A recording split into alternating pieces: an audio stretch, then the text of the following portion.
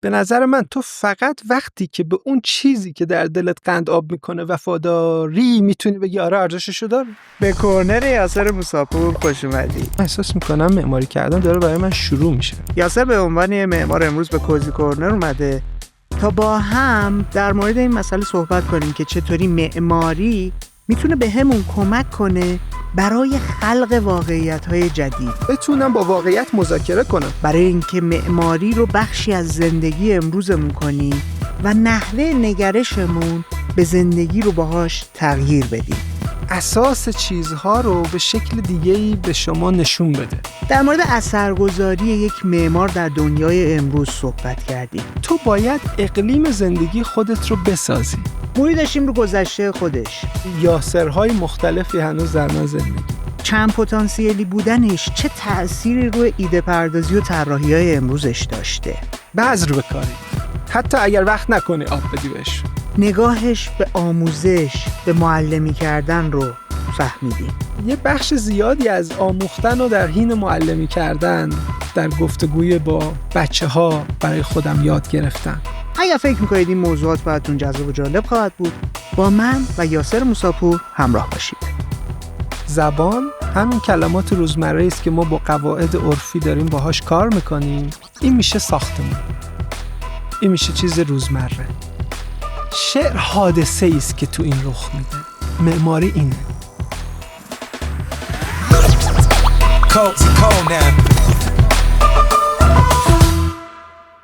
قبل اینکه بخوایم بریم سراغ گفتگو اصلی، یادآوری میکنم 1 سال از استارت این پروژه گذشت. ما توی این 1 سال کارهای باحالی با هم انجام دادیم. میخوایم بریم سمت اینکه کارهای بزرگتر و جذابتری انجام بدیم. به کمک شما توی این مسیر احتیاج داریم. ما رو به کسانی که فکر میکنید خلاقیت براشون مسئله است پیشنهاد بدید. کمکمون کنید جامعه مخاطب خودمون رو بزرگتر کنیم. توی سال دوم هدف ما اینه که هر چقدر بیشتر مخاطب برای خودمون پیدا کنیم تا بتونیم چهره‌های فارسی زبان مشهورتر، معروفتر رو به کوزی کورنر دعوت کنیم و از سال سوم به بعد به سراغ ستاره‌های غیر ایرانی و غیر فارسی زبان بریم. تو این مسیر کمکمون کنیم. بریم ببینیم من و یاسر موساپور در مورد چه موضوعاتی گپ زدیم. چطوری یاسر؟ مرسی، قربانت. خیلی خوشحالم میبینمت. منم همینطور. مرسی دعوتم قبول کردی به کوزی کورنر. قربانت. ممنونم. من وقتی کارهای تو رو نگاه میکنم چند جنبه مختلف برام داره پروژات. دوست دارم در مورد تک تکش با هم صحبت کنیم. موضوع اول که نظرمو جلب میکنه قصه گوییه. پروژه‌ای که انجام میدی برای یک کسی که حالا داره میبینه، وارد اون محیط میشه، تجربهش میکنه، یه قصه ای داره. مسئله دوم کاربرده. یعنی از زاویه کاربردی هم انگار که یاسر داره میاد یک چیزی رو افزون بر اون چیزی که جامعه بهش داشته فکر میکرده بر اساس اون فانکشن اضافه میکنه به فضا. موضوع بعدی که باز دوباره منو به فکر وامی داره اینه که تو از یک سمت و سوی تجربه گرایی، از یک سمت و سوی خلق تجربه حتی وارد میشی و مرزها و محدودیت‌های موجود رو 2 پله هل میدی، دورترش میکنی.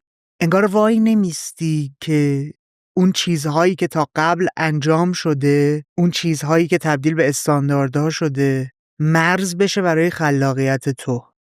فعلا در مورد این 3 تا استارت بزنیم، بریم جلوتر تا من چیزهای دیگه‌ای هم که نظرمو جلب کرده توی کارهای تو در موردش باهات صحبت کنم. اول قصه پردازی. شاید بهتر باشه از دومی شروع کنیم. از این چیزی که احساس میکنی که اون کاری که ما انجام میدیم با اون شکل روزمره‌ای که از اونها ما سراغ داریم فرق داره. برای مثال آفیسی که برای کار کردنه فرق داره با آفیسی که آدم‌ها در زندگی روزمره‌شون کار میکنن. کافه و رستورانی که طراحی میکنیم فرق داره با کافه و رستورانی که آدم‌ها در زندگی روزمره تجربه میکنن. واقعیتش اینه که توی رشته ما تفاوت گذاشتن بین معماری و ساختمان روایت‌های مختلفی داره. هر کسی برای اینکه بتونه یک مرزی قائل باشه بین کاری که خودش به عنوان یک معمار میکنه و میلیون‌ها ساختمانی که داره ساخته میشه هر روزه بدون مشارکت فعال معمار، یک تفاوتی قائل بشه، میاد این موضوع رو برای خودش یک جوری تعریف میکنه. تاریخ معماری هم پر از این مرزبندی هاست که هر کدوم از معمارها چطور مرز گذاشتن بین این. من فکر میکنم که مرز معماری با ساختمان اینطوره که رابطه اینها با واقعیت تفاوتشون رو تعریف میکنه. ساختمان به شما همیشه واقعیت‌های موجودی دارید، میگید آقا این محدودیت، این واقعیته. اینکه سایت ما این شکلیه یه واقعیت، بودجه یه واقعیت، اینها یه واقعیت‌هایی است که اصلا اینکه آدم‌ها امروز اینجوری این کار رو انجام میدن یک واقعیته. کاری که ساختمان انجام میده اینه که به خوبی خودش رو مچ میکنه و پاسخ میده به این واقعیت‌ها. یعنی فیت با این واقعیت‌ها. واقعیت منظورت هم محدودیت ها؟ محدودیت ها بخش عمده از این واقعیت ها هستند. بله. همین اگه بخشی هستند کاملتر، چتر بزرگتر چیه؟ تعریف اون واقعیت هایی که تو ذهن توه موقع خلق کردنه ببینم چیه. بله، مثلا ممکنه که آدم ها یک آداب و رسومی برای استفاده کردن از هر کدوم از فضاها دارن که این یه واقعیته. اینکه این شکلی این کارا رو تا امروز انجام میدن. در کنار همه محدودیت‌های دیگه‌ای که ممکنه بودجه، زمین، نوع سلایق کارفرما، نکات مثلا فیزیکی و چیزهایی که وجود داره، بله، حتی زیلایه‌ای هم باهاش داری برخورد می‌کنی. دقیقاً. از نگاه مثلا فرهنگی گرفته تا اقتصادی، اجتماعی، همه اینها واقعیت‌هایی است که هست. درسته؟ ساختمان وایسه یه لحظه سوالی برام پیش میاد. ممکنه اون وقت اگر حالا جنبه عمومی داشته باشه، شخصی نباشه، حتی سراغ جامعه شناسی و روانشناسی و این موضوعات هم بری؟ بله. به عنوان وقایع موجود. بله. حالا من اگر مرزبندیمو تعریف کنم بعد بهتر میتونم به این سوالت جواب بدم. ببین، اگر این واقعیت‌های موجوده دیگه، که اون چیزی که هست واقعیت، شاید بهتر باشه اینطور بگیم، به اون ترتیبی که الان هست، اونجوری که همه الان کافه میرن، اونطوری که همه مدرسه ها دارن خودشون رو تعریف میکنن، اینا واقعیت های موجوده. ساختمان پوزی که میده اینه که تا چه میزان به واقعیت ها نزدیک شده و تونسته که خودش رو مچ کنه با این واقعیت ها. معماری ولی یه کار دیگه ای میکنه. معماری سعی میکنه یک واقعیت جدیدی رو تعریف کنه. واقعیتی که الان جاری نیست. الان داره اتفاق نمیفته. ولی پاسیبل یا ممکن هست. 2 تا اصطلاح داریم در رابطه وقتی میخوایم با آینده طرف بشیم. میگن آینده یا محتمله یا ممکنه. آینده محتمل وقتیه که شما میگید که الان واقعیت ها این شکلیه. اگر بریم آنالیز کنیم به این نتیجه میرسیم احتمالاً در آینده این اتفاق خواهد افتاد. این آینده محتمله. درسته؟ آینده ممکن یه چیز دیگه است. یعنی انگار شما به این ریتم دستبرد میزنید. میگید یه واقعیت‌هایی میتونه وجود داشته باشه که الان نیست. با این ریتم و با این روندها هم محتملم نیست. ولی ممکن هست. یعنی یک ظرفیتی است که امکان پذیر رخ بده در دل این واقعیت. معماری این کاری است که انجام میده و معماری برای اینکه بتونه این کار رو انجام بده یک نقشه برداری دقیقی از عناصر، نیروها و روندهای موجود واقعیت انجام میده. ولی برخلاف ساختمان که موفقیتش هرچه نزدیک تر بودن به این نقشه برداریه، معماری از فاصله‌ای که با اون میگیره و واقعیت‌های تازه‌ای که سعی میکنه ممکن کنه ارزش خودش رو پیدا میکنه. بنابراین این بی ربط به موضوع داستان یا روایت که اولش صحبت کردی نیست. یکی از موضوعات اینه که دلیلی که آدم‌ها داستان میخونن شاید یکیش اینه که از اون واقعیت‌هایی که دارن توش زندگی میکنن تو برای دقایقی، ساعت‌هایی کنده میشی. میری داخل یک واقعیت دیگه غوطه‌ور میشی با اون شخصیت‌ها. انگار همه اونا یه واقعیت جدید در ذهنت و مخیلت پیدا کردن. باشون همراه میشی، باشون خوشحال میشی، باشون گریه میکنی. احساس میکنی کتاب میبندی، برگشتی به یک همین زندگی واقعیت روزمره مستقر، ولی این کتاب رو که باز میکنی انگار پرتاب میشی به اون دنیا دیگه. حالا معماری فرقش اینه که اون واقعیت دیگه ای رو که تخیل میکنه، چون تخیل ابزار این دستبرد زدنه. یعنی شما نگاه میکنی میبینی این واقعیتی است که الان هست، ولی من تخیل میکنم که دیگه چه واقعیت هایی ممکنه. این میز ممکنه چجوری دیگه محل گفتگوی یک آدم هایی باشه در کوزی کارنر. بنابراین معماری مثل اون داستان نویس تخیل میکنه واقعیت هایی که وجود ندارن، ولی میشه بهشون فکر کرد، میشه اونها رو تخیل کرد. یک تفاوت خیلی جذاب و هولناک اینجا به وجود میاد. معماری وقتی تخیل میکنه که دنیا یک شکل دیگه ممکنه، میتونه اون قصه آلترناتیو رو از اینکه مثلا یه کافه دیگه چی میتونه باشه، چجوری دیگه میشه رفت قهوه خورد، همین چیزی که زندگی روزمره، و یه جور دیگه اون رو روایت میکنه، در یک نقطه جغرافیایی بسیار محدود تبدیل به یک واقعیت جدیدی که میشه رفت توش و زندگیش کرد میشه، برخلاف اون داستانی که فقط در چارچوب کتاب ممکنه محدود باشه. خب این یک ولع، یک هیجان زدگی، یک اشتیاق عجیب به خاص رو برای معمار ایجاد میتونه بکنه که من میتونم به واقعیت دستبرد بزنم. من میتونم یه دنیایی رو تخیل کنم که بچه‌ها توش یه جور دیگه‌ای در مدرسه درس میخونن. من میتونم یک آپارتمان رو یه جور دیگه‌ای تخیل کنم و آدم‌ها یه جور دیگه‌ای براشون ممکن بشه که زندگی کنن و یه روزی بشه رفت داخلش. خب این خیلی هیجان انگیزه. من همیشه وقتی مرز اینا رو میگم، بیارک انگلس، یک معمار دانمارکی که تو هم میشناسیش، اومده روی سقف یک نیروگاه برق که یه جاییست که زباله ها رو میسوزونن تبدیل به برق میکنن برای اون شهر، سقف رو مورب کرده و گفت حالا این که این متراژ عظیم سقف بیکار و بیار رو لازم داشته، ولی what if چی میشه اگر آدما برن روی این اسکی کنن. میگه که مردم تو این شهر هیچ ماونتین یا هیچ بالا پایین رفتگی و صخره‌ای ندارن. من اینجا صخره مصنوعی درست کردم روی بام یک نیروگاه برق که آدما میتونن روش اسکی کنن.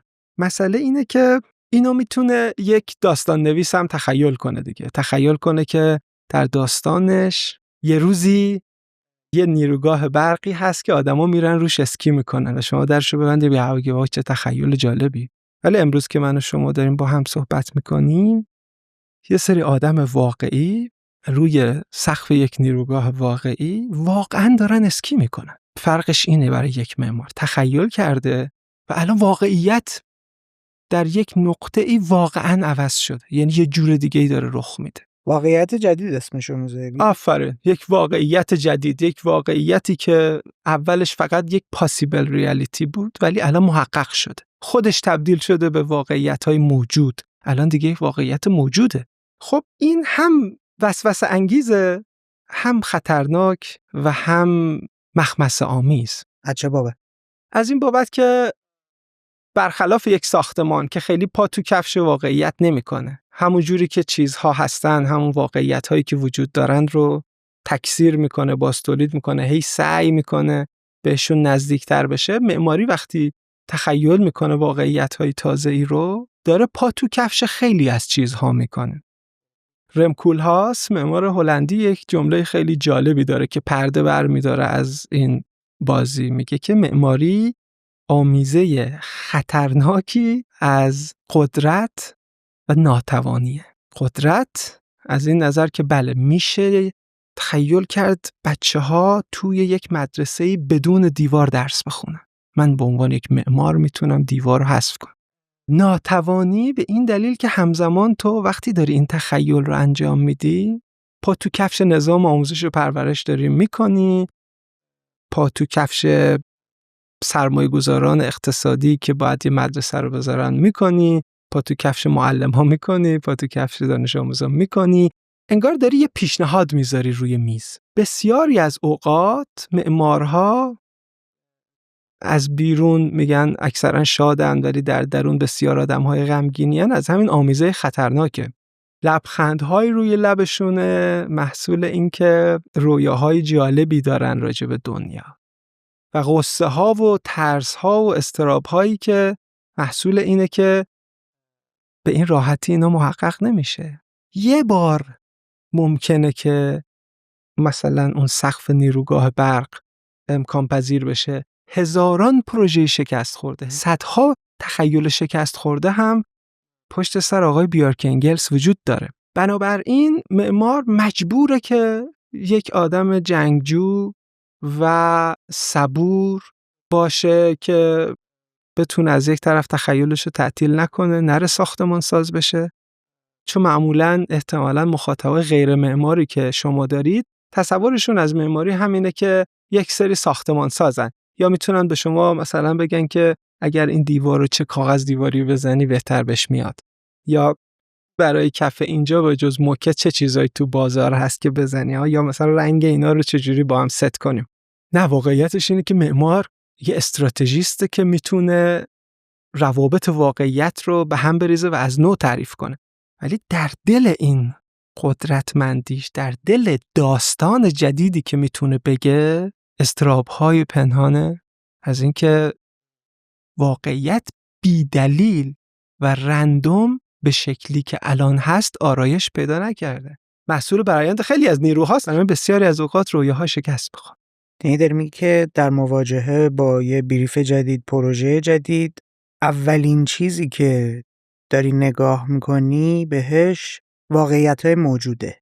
بله. اونا رو بررسی میکنی و بعد میای از زوایای مختلف بهش نگاه میاندازی و میبینی که بعضی از این واقعیت‌ها رو ممکنه بتونی با یک باز تعریف مجدد تبدیل کنی به یک واقعیت جدید که واقعیت‌های قبلی رو شیکونده یا یه مقدار هل داده، تونسته خمش کنه. درست متوجه شدم؟ بیا مثال بزنیم. مثلا فرض کن به من میگن که بیا یک کافه رستوران طراحی کن.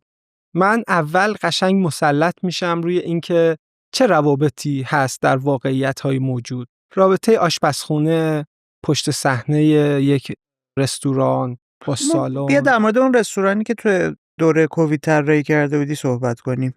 فضای باز، رستوران هم هوا. بله. خب بله. اونو اصلا بیا باز کن به من کیس استادی. دقیقاً من می‌خواستم راجع به اونی که میاد بیرون صحبت کنم، ولی اونو میتونیم بذاریم ادامه گفتم. آره. ببین، چون میخوام توی شروع آدما بفهمن وقتی داریم میگیم باز تعریف یک واقعیت جدید و نو یعنی چی. بله. اینو برامون توضیح بده.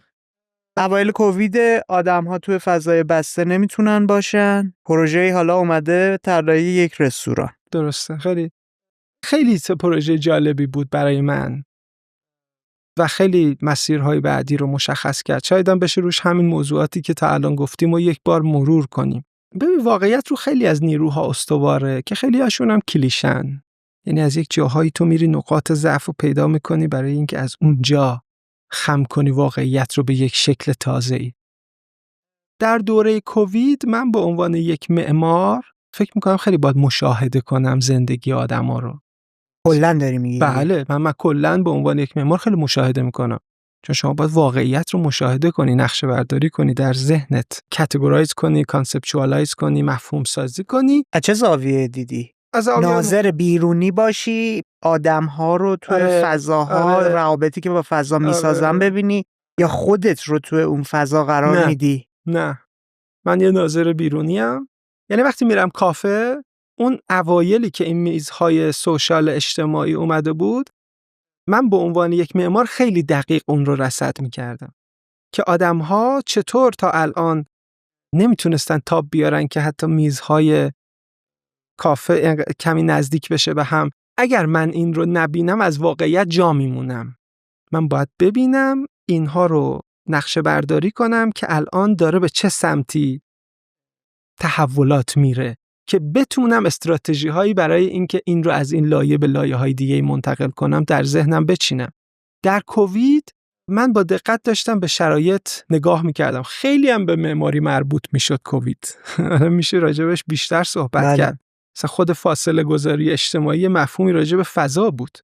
یه چیزی که خیلی ذهنم رو جلب کرد این بود که در رویه‌های تاریخی همیشه چه از اون زمانی که غار آدم‌ها میرفتن توی غارها، تو یا فضای داخل مفهوم امن رو داشته.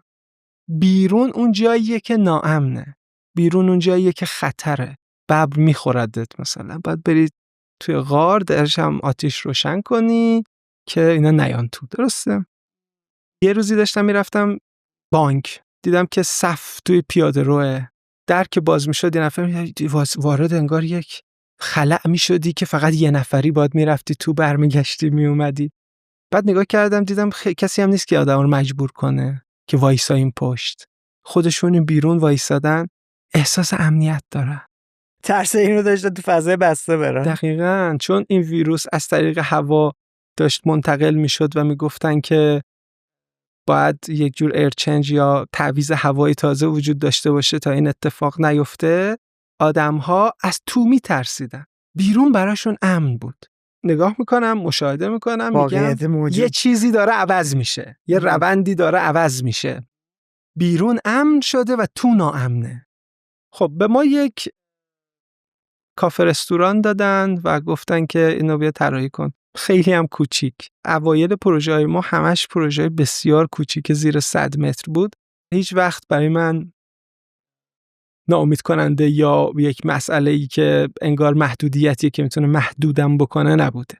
به این فکر کردم که مدیر اونجا هم میدونست که الان کافه رستورانایی که حیاط دارن، بام دارن و میتونن میز آتدور بچینن داره کار میکنه. بقیهشون چیز میرفتی میدیدی که مثلا رستوران هست که تراس ها پره، توی صف وایسادن برای اینکه یه میز خالی بشه برن توی تراس. سالونا مطلقاً هیچ کس توش نیست. خب اینا رو نمیتونه آدم نبینه به عنوان یک معمار ها. تو باید به عنوان یک استراتژیست بتونی نقشه برداری کنی از واقعیت. این واقعیتی است که داره خودش یه دفورمیشنی توش اتفاق میفته. خب من به فکر کردم که میشه تخیل کرد که یه مغازه 80 متری چطور میتونه آتدور داشته باشه وقتی بضاعتشو نداره. کاری که کردیم این بود که یه کاری کنیم صبح که این در میره بالا، رولاپ کرکره، تو که اون بیرون وایستادی و داری نگاه میکنی، به جای اینکه اونجا تو باشه یه بیرون دیگه باشه، یعنی هیچ مرزی وجود نداشته باشه و همون کفسازی که داره پیاده رو به عنوان یه فضای خارجی رو میسازه بره یه سری سکو و درختایی که مثلا در پیاده رو این بیرون هست و تداوم بده داخل، و مثل وقتی که شما بغل یه پیاده رو میشینی غذا میگیری و میخوری، همین اتفاق بره توی اون رستوران بیفته. و اسمش رو گذاشتیم رستوران هم هوا، یعنی هواش با هوای بیرون و شهر یکی بود. و خب یه تجربه جالبی بود، چالش‌های خودش هم داشت. یعنی ما اونجا تخیل کردیم که میتونه در این لحظه رستوران، رابطه توی رستوران با بیرون رستوران دیگه بر اساس کلیشه‌های همیشگی نباشه، میشه یه چیزهای جدیدی تخیل کرد که اونجا یه جور دیگه‌ای بری غذا بخوری. خب وقتی که این کارو میکنی بلا فاصله، این معمولا اینجوریه، به یک نفر که نشون میدی میگی که من میخوام این تخیلو کردم، این کارو میخوام بکنم، برام بسیار خوشحال میشه از اینکه این تخیلو با شیر کردی، چشاش برق میزنه. اینجوری هم میشد، ولی معمولا جلسه بعدش که میاد اون برق چشاش جاشو به یه نگرانی هایی داده، به خاطر اینکه با اون کلیشه ها فرق داره. برای اینکه رفته به دوستش گفته میخوام این کارو کنم، برای اینکه نشسته فکر کرده حالا اگه نشه چی میشه. و اونجا تو باید بتونی این فرایند رو مدیریت کنی، ترس آدما رو، نگرانی آدما رو، منتهیش که به رسمیت بشناسیش، محکومشون نکنی. تو داری یه جور دیگه ای تخیل میکنی، موظفی که ترس اون رو مدیریت کنی، باش همراه باشی، همدل باشی. حالا اگر مثلا هیچ در و پیکری نبود، هر کی سرش انداخت اومد تو، چی میشه؟ حالا اگر گربه ها اومدن اونجا چی میشه؟ حالا اگر سرد شد، گرم شد، چی کار کنیم؟ و من همیشه به خودم میگم که من موظفم این مسئله ها رو بدوم بیشتر از حدود متعارفی پروژه که اگه مثلا پروژه 80 متری شما انقدر براش عمر و زمان و انرژی میذارید، باید انقدر بذاریم. این حد فاصل رو همیشه میگم که منم موظفم که بدوم، نه کارفرما، نه اون کسی که این کار رو به من سفارش داده. برم این موضوعاتش رو حل کنم، ولی خب به جاش وقتی که اون به بار نشست و ما رفتیم روی اون سکوها نشستیم با بچه‌ها غذا خوردیم و عکاسی کردیم، بعد میرفتیم و میدیدیم که آدم‌ها دارن میرن داخل. مثلا یه رهگذری هم روی یکی از اون سکوهایی که لبه مغازه بود همینجوری نشسته، یه چیزی دستش گرفته. خب اون وقت احساس می‌کردی که یه واقعیتی تخیل کردی که الان آدم‌ها دارن میرن توش زندگی میکنن و این یک لحظه بسیار شیرینه. تو اون پروژه یک چیز جالبی هم که نظر من رو جلب کرد، ته مغازه یه آینه‌ای کار کرده بودی که آدم وقتی داخل مغازه رو نگاه میکرد احساس این رو داشتش که یه کوچه که 2 تا خیابون رو به هم وصل کرده اونجا ساخته شده. مثلا حس این رو نداشت که این یه مغازه، یه بنبست، قشنگ یه راه گذر بود. چقدر دقیق دیدیش. نکته‌ای که بر من وجود داره توی صحبتی که داشتی انجام میدادی این بودش که توی خلق این واقعیت جدید تو شروع میکنی از خودت یک سری سوالهای جدید رو پرسیدن.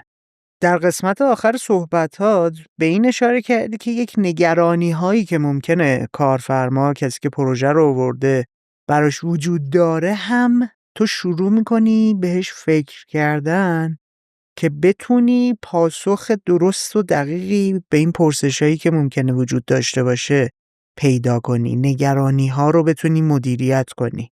بیا اول به من بگو که در مواجهه با این واقعیت های موجود چه جنس سوال هایی از خودت میپرسی و بعد که ایده شکل میگیره، کانسپت شکل میگیره، چه مدل نحوه نگاهت به مسئله میشه که سوالهایی رو میکشی ازش بیرون که ممکنه نگرانی‌های اون کارفرما باشه. یعنی سوالت اینه که اونجایی که واقعیت‌های موجود رو دارم نگاه میکنم چه سوالایی از خودم میپرسم، بعد که میخوام یک ایده بدم چه سوالهایی از خودم وقتی میپرسم. ایده رو درآوردی چه سوالهایی میپرسی.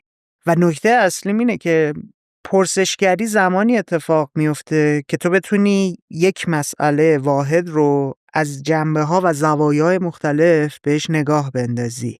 خودت رو بتونی در موقعیت‌های مختلف، شخصیت‌های مختلف، کارکردهای مختلف بذاری، به موضوع نگاه کنی و بعد در مواجهه جدید سوال‌های جدید برات ایجاد بشه. من دوست دارم ببینم یاسر توی برخوردش با پروژه جدید که میخواد بیاد واقعیت‌های موجود رو مرور کنه که بعد بره یک واقعیت نو رو خلق کنه، اون واقعیت‌های موجود رو چطوری داره بهش نگاه میکنه؟ خیلی اصلا خود اون واقعیت‌های موجود که داریم میگیم که یک اشاره ریزی بهش داشتیم که از بودجه ممکنه باشه، شیب زمین، متراژ، قرارگیریش کنار حجم‌های دیگه‌ای که هست یا هر چیز دیگه‌ای، چه چیزهایی هست که حالا ما از زوایای مختلف داریم بهش نگاه میکنیم.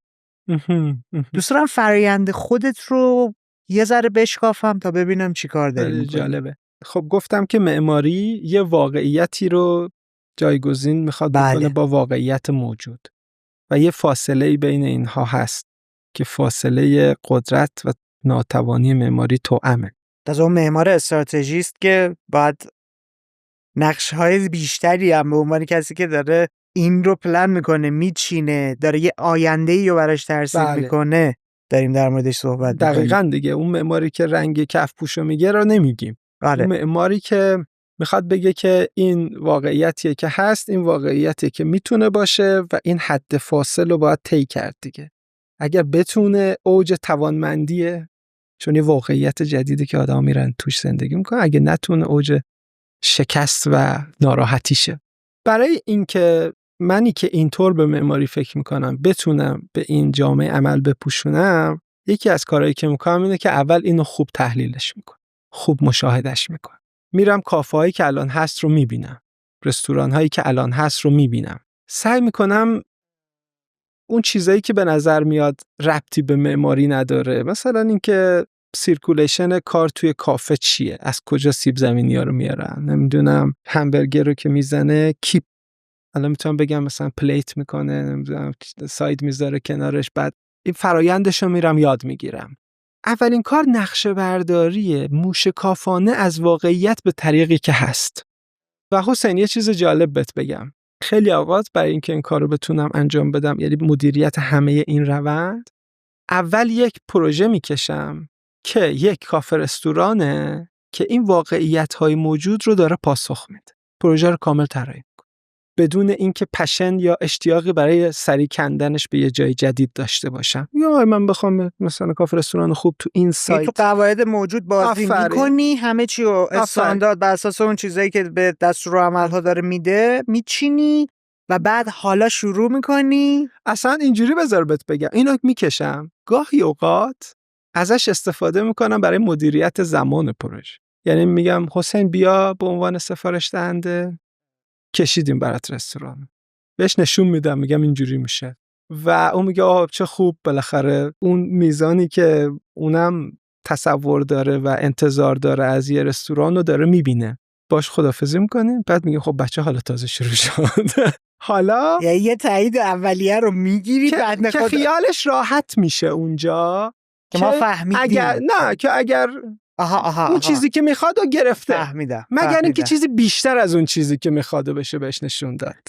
یعنی کف خواسته هاش برای ما شدنیه. بیا یعنی اگر ریجکت کردشون واقعیت جدید رو رد کرد، ما باز دستمون پره. اینطوری نیستش که بخوایم تازه برگردیم به نقطه صفر مطلقمون، تازه پروژه رو از نو شروع کنیم. بله، این توی مدیریت کارفرماه تقریبا. بله، اینکه نشونش بدیم جزو مدیریت زمان و ذهنیت اونه. نگاه کن، شما اول باید بهش نشون بدی که مثلا یه کافه، یه خونه، اون جوری که تو ذهنته که مثلا نورگیریاش درست باشه، روابطش درست باشه، سالنش خوب باشه و اینها رو میتونی بهش بدی. این اول باید خیالش راحت بشه. اونو میگیره و مطمئن میشه که شما اون انتظاری که ازتون داشته رو برآورده کردید براش. این آرامشه بهش کمک میکنه. اگه به هیچ جای دیگه هم نرسیدیم، همینی که الان هست اشراف روش وجود داشته و رسیدن بهش. البته بهت بگم که اصلا هم اولش کار راحتی نیست، چون معماری تو باید اینها رو بیاری مثلا بذاری در یک سایت مشخص، در یه زمین با یه ابعاد مشخص. رسیدن به همونم یه مقداری خلاقیت میخواد. 100% یه چیز انتزاعی که نیست. بعد به خودمون میگیم که چه چیزهایی در این واقعیتی که نقشه برداری کردیم هست که یک کلیشه تو خالیه، میشه زیر پاشو کشید، یا چه چیزهایی درش هست که میتونه جایگزین بشه با یک شرایطی که یه تخیلی که قند تو دل آدم آب کنه. و از اونجا شروع میکنیم به ایده پردازی، به تخیل کردن و معمولاً هم اینها یه رابطه‌ای با هم دارن تو پروژه‌های مختلفمون. یعنی شما به عنوان یک استراتژیست یه دیدگاهی داری دیگه. اون دیدگاه‌ها رو آدم نگاه میکنه ببینه که در این پروژه خاص چه کاری میشه روش انجام داد. خیلی هم فرآیند سختی حسین. بذار پشت صحنه‌هاشو اینجا بیشتر بگم. به شدت فرآیند اضطراب‌آوریه که تو میخوای از این برسی به این هی نمیشه. یعنی هی سعی میکنی این کارو بکنی، یه چیزهای متفاوتی در میاد، ولی اون تفاوت بنیادین استراتژیکی که بتونی از خودت راضی باشی که بنیان اون چیز رو داری تغییر میدی به سمت یه چیز جذاب تازه، خیلی موقع ایدهش به ذهنت نمیرسه. دست بکنی دارم صرفاً با فرمش بازی میکنم، یه چیزهایی رو تغییر میدم، با خودم میگم نه، این ادای این داره در میاره که داره از واقعیت فاصله میگیره. هنوز نتونستی واقعیت ممکنی رو که بنیانش داره تغییر میکنه رو بده. ولی در اون فرآیند خلاصه اضطراب‌آور، معمولاً هم وقتی دیگه میرسه به اواخر ددلاینش، تو دیدم از مهمونات میپرسی اون جایی که ایده ها به ذهنت میرسه کجاست؟ فضای استرس. فضای استرس در پایان کار، اون باعث میشه که آدم سقف ذهنی خودش رو لمس کنه و اونجا میرسم به یک ایده. به همکارام در دفتر میگم که این اون چیزیه که باید برش بجنگه. یعنی مطمئن میشم دیگه باید برای این آدم سرشو بده. اعتماد و باور. چجوری به اون باور میرسی؟ تو فرایند شکل میگیره؟ توی اون پروسه زمانی که با پروژه خوابیدی، زندگی کردی، معاشرت داشتی.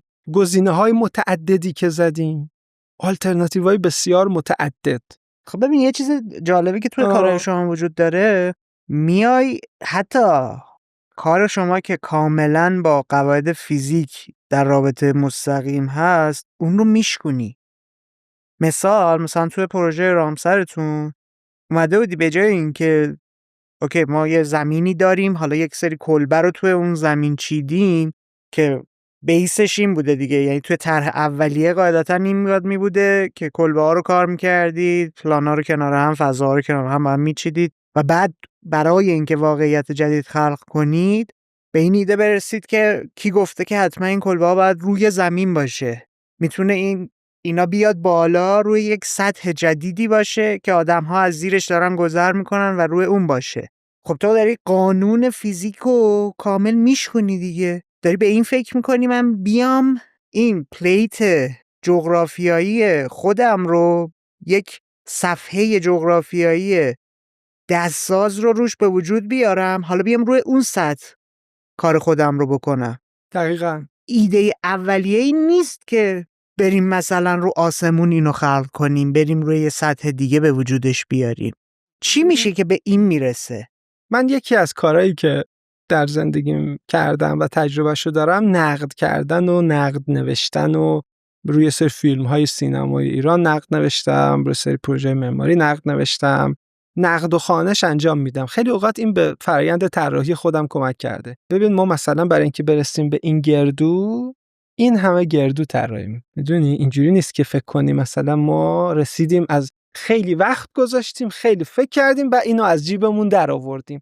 ما در خلال این همه گردویی که درست میکنیم، طراحی میکنیم، میرسیم به این که این اون گردویی که باید سرتو براش بدی. یه فرایندی رو میبینی که برای رسیدن بهش هی باید بری تو عمیق‌تر شنا کنی. درست میگم؟ آره، مطمئن نیستم که یه روند خطی عمیق و عمیق‌تری توش وجود داشته باشه. روندش به نظر من بسیار بیشکل و کانواییه. خب اصلا اینجوری نیست که فکر کنی مثلا پنجمین چیزی که میزنی عمیق‌تر از چهارمین چیزه. آدم فقط توی اتاق تاریک داره حرکت میکنه. خب چه ویژگی‌هایی داری که توی اون اتاق تاریک که داری همینطوری حرکت میکنی برای پیدا کردن یک راه حل جدید، برای خلق یک واقعیت جدید میتونی به ایده هایی از این دست برسی؟ فکر میکنی خودت شخصی چه ویژگی‌های شخصیتی داری؟ یکیش همینه که داشتم خدمتت میگفتم، یعنی دونه بدونه این گردوهایی که بهش میرسیم و نقد میکنم با بیرحمی و به این نتیجه میرسم این اونی نیست که من باید انجامش بدم. خیلی از اینا ممکنه که در یک هفته 10 روز دل منو برده باشن، بعد بهشون بدبین بشم بگم نه اینم نیست. یکی از چیزهای شخصی همین سختگیری به خوده. آدم بسیار سختگیری به خود هستم، گاهی اوقاتم اطرافیانم اینو بهم یادآوری میکنن، میگن نکن از این کارا، خیلی دیگه به خودت سختگیرانه از اون جنس داری میگی یا یه مدل دیگه سختگیری؟ یه جور نارضایتی مداوم. یعنی اینجوری نیست که بگم راحت به خودم بگم آفرین و خوبه دیگه. خیلی دارم صادقانه با حرف میزنم. من احساس میکنم معماری کردن داره برای من شروع میشه و فکرم نمیکنم این احساس برای من حالا برطرف بشه. مثل خوردن آب شوره.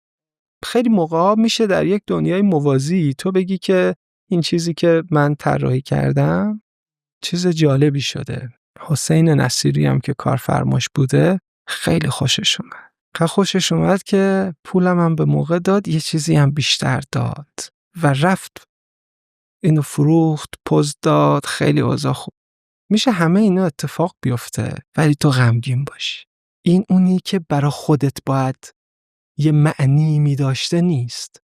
خب این میشه شرایط سخت، چون ممکنه که اون سقف رضایت یک نفری در یک شغلی رو بتونه تأمین کنه که بتونه نظر یک سفارش دهنده رو جلب کنه و بتونه پولش رو به موقع بگیره. ولی اگه همه اینا باشه و شب غمگین بخوابی، یعنی این که تو یه مسئله‌ای داری که در نسبت با دیگران تعریف نمیشه، در نسبت با خودت تعریف میشه.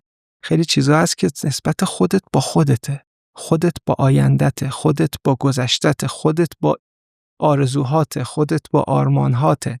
و بنابراین تو داری راجع به مثلا یک سری کلبه صحبت میکنی، ولی این یه دفعه به قول تو افقش خیلی بازتر یا عمیق‌تره وقتی که میخوای نقد کنی. مثلا ما میدونستیم که اونجا خب یه جنگل خطی هست لبه ساحل و بهتره که آدم توی این جنگل خطی نره ساخت و ساز کنه، این کلبه رو شاید ویلا بره بسازه اونجا. خب ما رسیدیم اولش به این که اینا رو بیایم نازک کنیم. از کلبه نازک طراحی کرد که کم زمین رو تاچ کنم. به خیلی از موضوعات جواب میداد. کارفرما هم تاییدش کرد. تعداد درخت کمتری هم بعد از بین می‌بردید. اصلا درخت از بین نمی‌بردیم. اینا نازک می‌شدن میرفتن بین درخت‌ها. میرفتن بین درخت‌ها می‌نشستن. ایده بدی هم نیست. ایدئال ترین حالت ممکنه دیگه. ایده بدی هم نیست، کارفرمامون رو تایید کرد. ولی برای من قانع کننده نبود. من فکر می‌کنم که معماری باید بیاد اساس چیزها رو به شکل دیگه‌ای به شما نشون بده. احساس می‌کنم اون یک واقعیت جایگزینه، به اندازه کافی فاصله داره. احساس می‌کنم معماری تونسته استعداد خودش رو نشون بده. من شیفته معماریم و فکر می‌کنم باید پای معماری وایساد. اینو به همه دوستان و همراهان و اینا گفتم. یعنی چی پای معماری باید؟ یعنی خب اینا کارهای سختیه. ممکنه بهاش یه جاهای عقب افتادن از خیلی چیزهای دیگه باشه، ولی باید انجامش داد، چون اون یه آرمانه. من فکر می‌کنم معماری استعدادش اینه که بتونه یک واقعیت جدیدی برای زندگی کردن اختراع کنه و آدم‌ها برن داخلش. من نشستم این فکر کردم مثلا الان یه سری آدم دارن این جنگل میرن میان، خب این اگر این کلبه ها رو بذاره کسی که نمیتونه بره پشتش پنجره کلبه، پس حتما میان دورش فنس میکشن جزء خواسته هاشون. حالا من می‌خواستم برای فنس خوشگل‌تر طراحی کنم، ولی گفتم چجوری میشه این جریان رو حفظ کرد؟ یعنی سقف آرزو رو بالاتر دیده بودم. اولش داشتم فکر می‌کردم چطور میشه توی جنگل باشی بدون اینکه پات رو زمین جنگل باشه. همینجوری داشتم فکر کردم ارتفاع. بعد پل هوایی آبروپیاده اومد تو ذهنم. اولین چیزی که کشیدیم یه پل خطی بود که پایه‌هاش بیرون از این جنگل بود. روش یه زمینی شکل گرفته بود که کلبه‌ها میرفتن اون بالا. اولا قرار بود کلبه‌ها برن بالا. بله. این قرار نبود آبری بره. چرا آبر بود ولی یک پل ساده بود، مثل همه پل‌هایی که من برای اینکه بتونم چیز کنم متر و معیار میذارم. میگه خب این مگه رو همه بزرگراه نیست؟ اگر من بیام خمش کنم چی؟ که بتونم با واقعیت مذاکره کنم، چون اگر این اتصالش کاملا قطع باشه من میشم معمار کاغذی. بدم نیست ولی من اینو انتخاب نکردم. پیپر آرکیتکچر یعنی به اندازه این اتصال رو قطع میکنی، فارغ از اینکه این در دنیای واقعی ساخته بشه یا نه، ارزش و اعتبار خودش رو به عنوان ایده‌ای که روی کاغذ اومده داره. میخوام بگم که من نگاه میکنم ببینم این در واقعیت وجود داره، چجوری میشه یه لنگری بهش داد، تبدیلش کرد به یه چیز جدید. گفتم این پل رو خم میکنیم، آدمایی که دارن لب ساحل قدم میزنن بیان از این پل ذره ذره برن بالا و دوباره برگردن به زمین. اینجوری مسیرشون به جنگل قطع نمیشه. میتونن بیان از لول‌های ارتفاعی مختلف جنگل رو ببینن برن. فنس هست، 2 تا ورودی خروجی پل بازه. بنابراین شما میتونی بیای داخل جنگل گشت و گذارتو بکنی بری. چون کلبه ها بالای پل استوار شدن، اونی که کلید داره اتاق داره میره بالا، اینا هیچ وقت هم با هم آی کانتکت پیدا نمیکنن و بنابراین معماری تونسته بود که یه جوری متفاوت تخیل کنه که رابطه با جنگل و ساحل و اقامت کردن توی کلبه چی میتونه باشه. چند بار به این اشاره داشتی که ناظر خوبی هستی، تمرین مشاهده‌گری میکنی، کامل میری از بیرون نگاه میکنی، فرآیندها رو متوجه بشی، مدل عملکرد بخش‌های مختلف رو درک کنی. ممکنه بگیم تو این پروژه‌ای که داریم در موردش صحبت میکنیم تو اومدی برای یک چیز واحد کاربری‌های متفاوت تعریف کردی؟ یعنی اون چیزی که نظر منم جلب کرده واقعا همینه. من یک رستورانی بسازم که کارکرد و کاربرد کوچه رو هم داشته باشه، محل استراحت عابر پیاده هم باشه، خیال اون کسی هم که داره توش میره از این راحت باشه که فضای سربسته نیست. یعنی برای یک چیز واحد کارکردهای مختلف برای اینجا من بیام یک طرحی رو بدم که اون آدم پیاده‌ای که داره گذر میکنه مسیر پیاده اسمش رو بذاره، اون کسی که میخواد به عنوان یک ویلا، به عنوان یک کلبه اجاره کنه بره توش اقامت داشته باشه، نگاهش بهش اون شکل باشه. درسته، جالب داری میگی. خب این چجوری داره شکل میگیره؟ تو اون فراینده که هی اون چیز بیسیک و واقعیت موجودی جدیدی که خلق شده ولی نرمه عادیه رو وقتی میذاری جلوت شروع میکنی هی چرخیدن دورش، نگاه کردن که این ایده ها میاد. یعنی خودت رو مثلا عابر پیاده در نظر میگیری که این ایده جدید به ذهنت میرسه، یا نه یک نگاه کلانتر داری، حواست به اینه که اوه او عابرا رو الان چیکار کنم، اوه اون صاحب ویلا رو چیکار کنم، اوه این درخته رو چیکار کنم. همین دومی است. دومی است. بله، یعنی از روی میز. یعنی گاد ویو میبینی. بله، که چجوری میشه، چون باید بتونی مناسبات اینا رو هندل کنی. خیلی مهمه که یک واقعیت جایگزینی رو بتونی ایجاد کنی که کار هم بکنه. مثلا خوشحال نمیشم اگه کار نکنه. و این چیزی که میگی اتفاقات مختلف میان کنار هم، یه موضوعیه که میشه خیلی بیشتر راجع بهش صحبت کرد. به وقتی آدم میان تئاتر کار کنن یا فیلم بسازن، یه نمایشنامه یا چیزی رو میگیرن، اول دستشون دورخوانی میکنن، از یه جایی میگن دیگه میزانسن میدن که این دیالوگی که الان اینجا نشسته بودیم رو صندلی میگفتیم و تو بگو و برو به سمت اون در. چیدمان اینجا چه شکلی باشه، همش میشه میزانسن دادن به یه چیزی که قبلا یه متن بود. یکی از کارهای جالبی که معماری میکنه اینه که میزانسن میده به واقعیت. همه معماری‌ها رو قبول ندارم. اون چیزی که ما الان اون داریم چیزی که راجع بهش صحبت میکنیم، یعنی میتونه بگه که تویی که داری از اینجا رد میشی میتونی الان بیای داخل این. مثلا فرض کن توی اون کافه رستوران دومی که ما طراحی کردیم، اون کسی که قهوه درست میکنه میزانسن گرفته که بیاد وسط یک صحن، جایی که انتظارشو نیست، شروع کنه به قهوه درست کردن. این پروژه رو میذاره باز کن که آدم‌ها ذهنیت بتونن در موردش داشته باشن. یا آدم‌ها در رابطه با اون کلبه ها یه جور میزانسن دادن دیگه، که اتفاقات تو از اینجا از این زیر رد شو برگرد ساحل، شما اینجا روی این پل از منظره هر کدوم بی ارتفاع مختلف این کلبه ها به تنه درخت ها لذت ببر، ساحلم ببین. پس بنابراین انگار داری یه جور دیگه میزانسن میدی. این تا قبلش داشت لب ساحل فقط قدم میزد و برمیگشت، اینم میتونست بره داخل. این همون طراحی تجربه‌ایه که من نظرم بهش جلب شده بود. آره، تو داری این مدلی تعریفش میکنی، میتونی اینجوری بهش فکر کنی. یعنی خیلی تئاتریکال داری بهش نگاه میکنی به معماری. تئاتریکال. من فکر میکنم که رویدادهای روزمره ظرفیت دارن برای معماری و احساس میکنم که یک تئاتریکالیته پنهانی درشون هست که خیلی از اوقات نظر منو به خودشون جلب میکنن و سعی میکنم که روشون کار کنم. بر همینم میزنه بیرون. یعنی تو طراحی این قصه ها، بله. این به قول خودت صحنه آرایی مجدد، صحنه هایی که از نو داره طراحی میشه، حتی به میزانسنش هم کار ندارم، اما صرفا خود چیدمانه بله میزنه بیرون اصلا. دقیقاً. بذار اینجا پس یه سگانه ای رو برات بگم راجع به معماری. اگه بخوام ساده بگم، معماری راجع به فرم، متریالیتی و رویدادش میشه صحبت کرد، یا پروگرام و برنامه‌ای که داخلشه.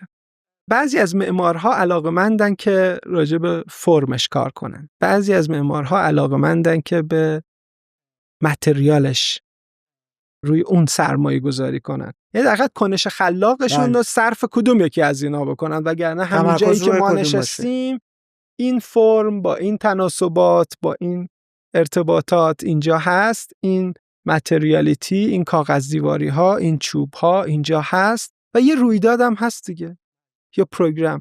این رویداد همینه که ما نشستیم اینجا و داریم با همدیگه گفتگو میکنیم. حالا معمارهای مختلفی در تاریخ معماری روی هر کدوم از اینا سرمایه گذاری کردن ظرفیت خلاق خودشون رو. مثلا پیتر زومتور روی این سرمایه گذاری میکنه گاهی که چطور میتونه به جای اینکه متریال رو بره انتخاب کنه از بازار، متریالش رو اختراع کنه. میدونی مثلا فرض کن یک چیزی ساخته که قالب‌های چوبی گرد گذاشته، روش بتون ریخته، بعد این قالب‌ها که نقش نگهدارنده بتون رو داشتن و آخر سر از زیر آتیش زده و اونها سوختن و رد سوختگیشون حفره حفره حفره رو بتون مونده. این داره روی اینکه متریال چه اهمیتی در معماری داره سرمایه‌گذاری خلاق میکنه. خیلی هم بودن راجع به فرمش از زوایای مختلف کار کردن، من جمله آیزنمن، من جمله گهری، از زوایای مختلف. رویداد هم به همین ترتیب، مثلا برنارد چومی و رم کولهاس که دو نفرن که من بیشتر بهشون علاقه دارم، کسایی هستن که راجع به همین دستکاری این میزانسن‌ها و به هم زدن روابط عرفی این رویدادها فکر میکنن. یعنی برنارد چومی اصطلاحی داره که از دوچرخه سواری در کلیسا صحبت کرده، یعنی برهم زدن رابطه ظرف و مظروف. همیشه رویدادی که داخل کلیساست یه چیزیه و میشه اینو عوض کرد. من اینو گاهی با بچه‌های رشته سینما هم در میون میذارم که مثلا فرض کن در مطب دکتر کالیگاری به هم خوردن تناسبات فرم که یک زبان اکسپرسیونیستی رو داره در کنار خیلی چیزهای دیگه ایجاد میکنه. اونم 100 سال پیش. آره، رابطه بدن با فضا ریخته به هم و این محصول اینه که فرم معماری رو کارگردان دستکاری کرده. در تارکوفسکی مثلا داره راجع به مثلا فیلم نوستالژیا، فیلم تماتیک درباره گذشته است، زمانی که رد شده و متریالی که شما در اون فیلم می‌بینید روش فرسودگی، فرسایش، داغ زمان روش داره دیده میشه. و بنابراین کارگردان از طریق این ظرفیت معماری فیلمش رو سعی کرده بارورتر کنه. یعنی رابطه تماتیکی که بین فیلمنامه و زمان وجود داره با متریال معماری داره آمپلیفای میشه، داره بزرگتر میشه، داره ضریب میگیره. خیلی اوقات هم هست که رویدادم، یعنی بعضی از کارگردان‌ها روی برهم زدن میزانسن رابطه این رویداد و فضا هم کار کرده. یکیش برای من توی اون پرتغال کوکیه که اونجایی که سالن شبه تئاتر وجود داره و آدمو بستن برای شکنجهش، دارن یه چیزهای روی تصویر چشاشو به زور باز نگه داشتن، به زور نگه داشتن تا یه جور دیگه ای شرطی سازیش کنن دیگه. خب تو از اون فضا توقع یه چیز سرگرمی داری، یه چیز فانتر داری دیگه. این رویداد وقتی در اونجا قرار میگیره، یه تئاتری که زوری باید بهش نگاه کنی، تنشی توشه که اگر مثلا در یه آزمایشگاه بود این اتفاق نمیافتاد.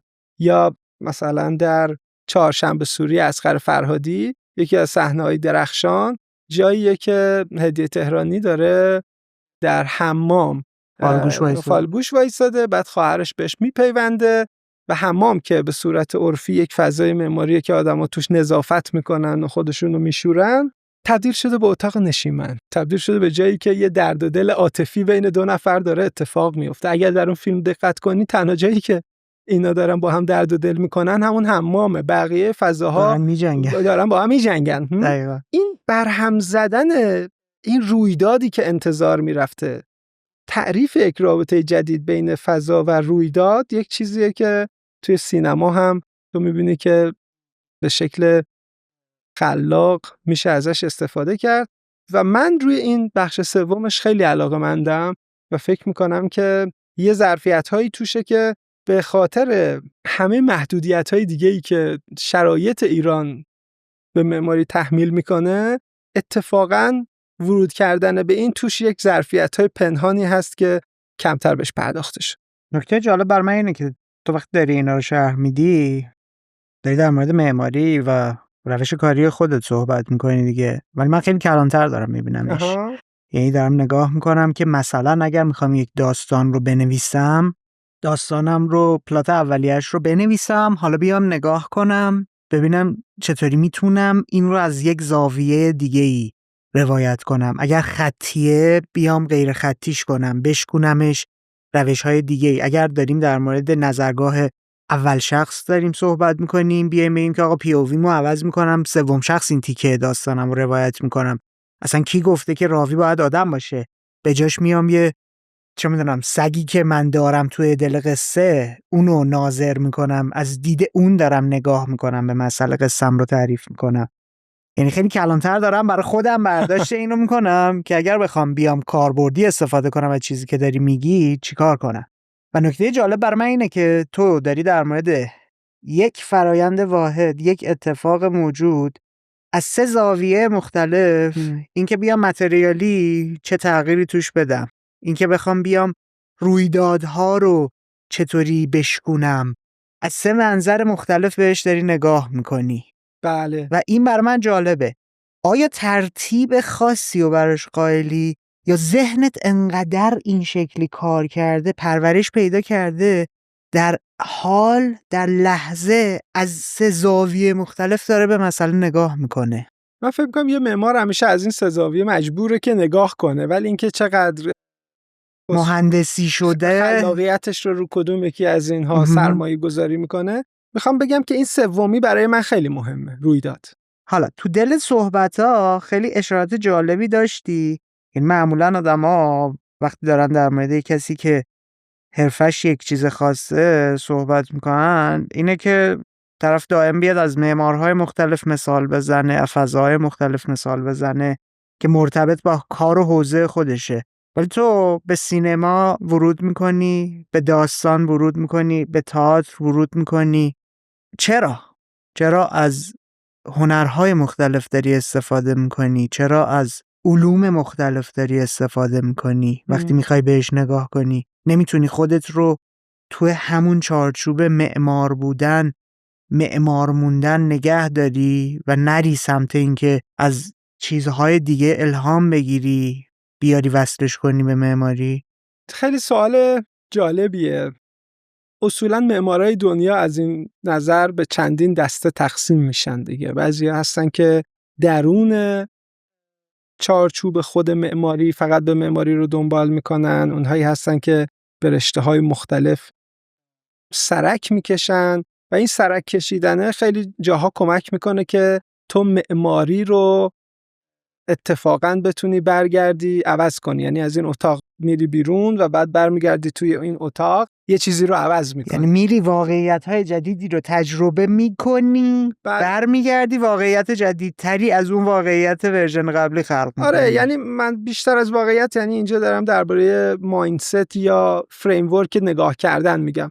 میری بیرون برمیگردی، مثلا پیتر آیزنمن رفت از اتاق معمارها بیرون، ژاک دریدا خوند، بعد برگشت، یه نامه‌نگاری هم با دریدا کرده، بعد برگشت مثلا کتاب 10 بنای شاخص معماری رو تألیف کرد که روی ایده تصمیم ناپذیری ژاک دریدا استوار بود و به این فکر میکرد که چطور پروژه های کانونی معماری رو میشه بر اساس ایده تصمیم ناپذیری دریدا خانش کرد.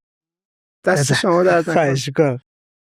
موضوعی است که در دنیای معاصر و معمارها سابقه داره، ولی یه وجه شخصی هم برای من داره که از اینجا شروع شد برام. من اول داشتم دبیرستان تجربی میخوندم، دوم دبیرستان، که مثلا پزشک شم. خب با خودم فکر کردم که خب این مسیر پر سنگلاخی هست، من در یک شهر کوچیکی هستم. کجا بودی؟ بردسیر در استان کرمان. یعنی فکر کردم که خب حالا با سنگلاخاش اوکی هستم، ولی اگر بعدش رسیدم به اون چیز به اندازه قند تو دلم آب میکنه که پای سنگلاخاش وایسم. دیدم مثلا من اگر بهترین پزشک ایران باشم اونقدری خوشحال نیستم. خب این رشته خیلی رشته محترمیه، ولی من رو قندی در دلم آب نمیکرد. احساس میکردم چیزای هنری دوست دارم. خانواده تشویق کرده بود که بری تجربه بخونی؟ بله. یه جوری یه مقاومتی هم وجود داشت، ولی من از همون موقع رفتم هنرستان. متولد 60 و چندی؟ 3. طبیعی ده 60 بودن که یا پزشک یا مهندس و مطمئن بودم، میخواستم فقط بدونم دقیقا کدومشون برام خواب دیده بودم. آره. رفتم سال 3 هنرستان معماری خوندم.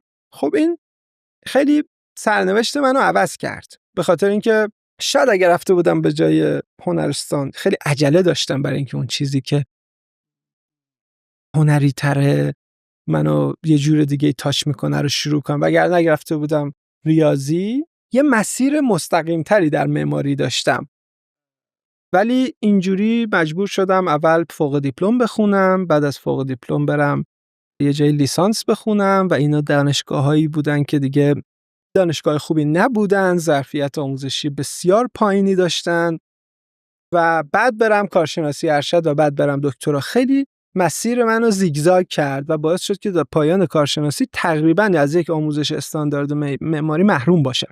بنابراین توی حال و هوایی که از معماری دوست داشتم بودم، ولی نمی گرفتم اون چیزی که تشنش بودم، چون ظرفیتش وجود نداشت که بهم داده بشه. اون موقع یک دوستایی داشتم. چرا معماری رو انتخاب کردی؟ میتونستی هنرهای دیگر بری، هنرستانهای دیگر بری. خیلی جالبه، در شهرمون این اون رشته‌ای بود که وجود داشت.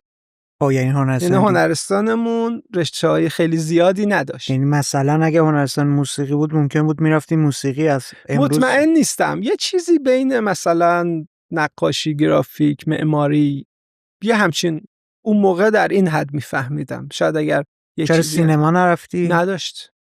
نه خیر. انجمن سینماگران جوان چی؟ اونم نداشت. سخت‌تر از این حرفا.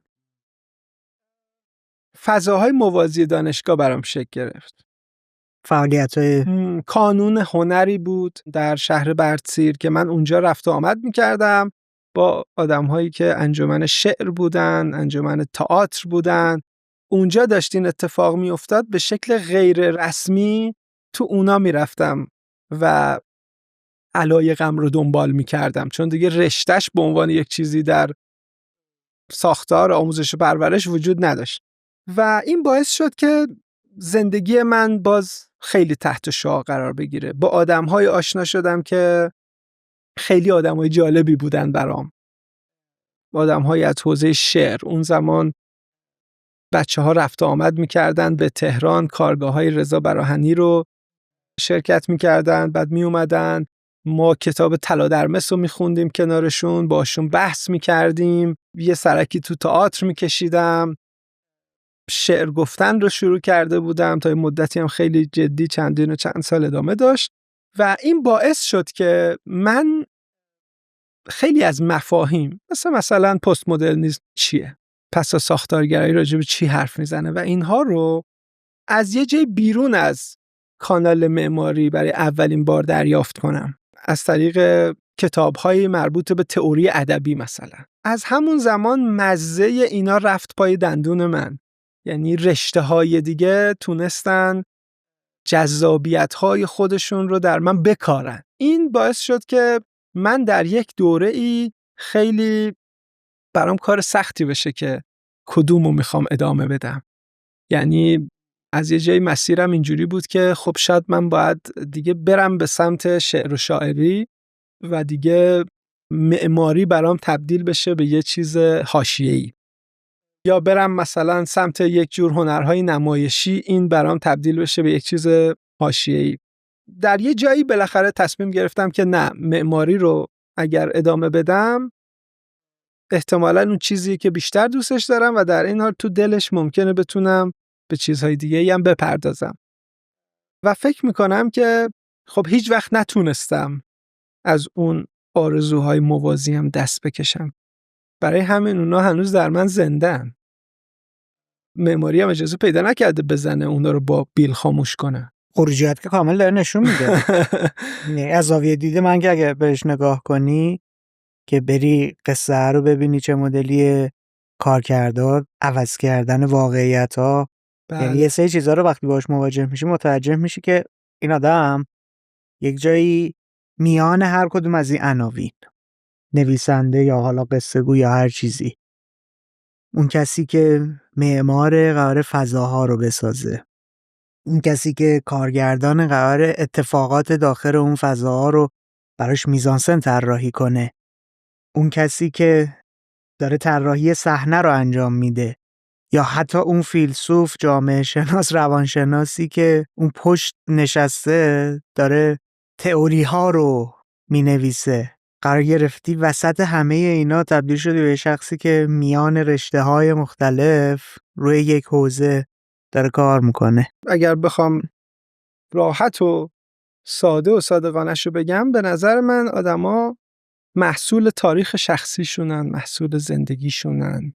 یا برای اینکه تو بتونی اصیل باشی باید در تداوم و روی ساختمان همین زندگی شخصیت باشی. زندگی شخصی منه که باعث میشه که من اینطور معماری باشم.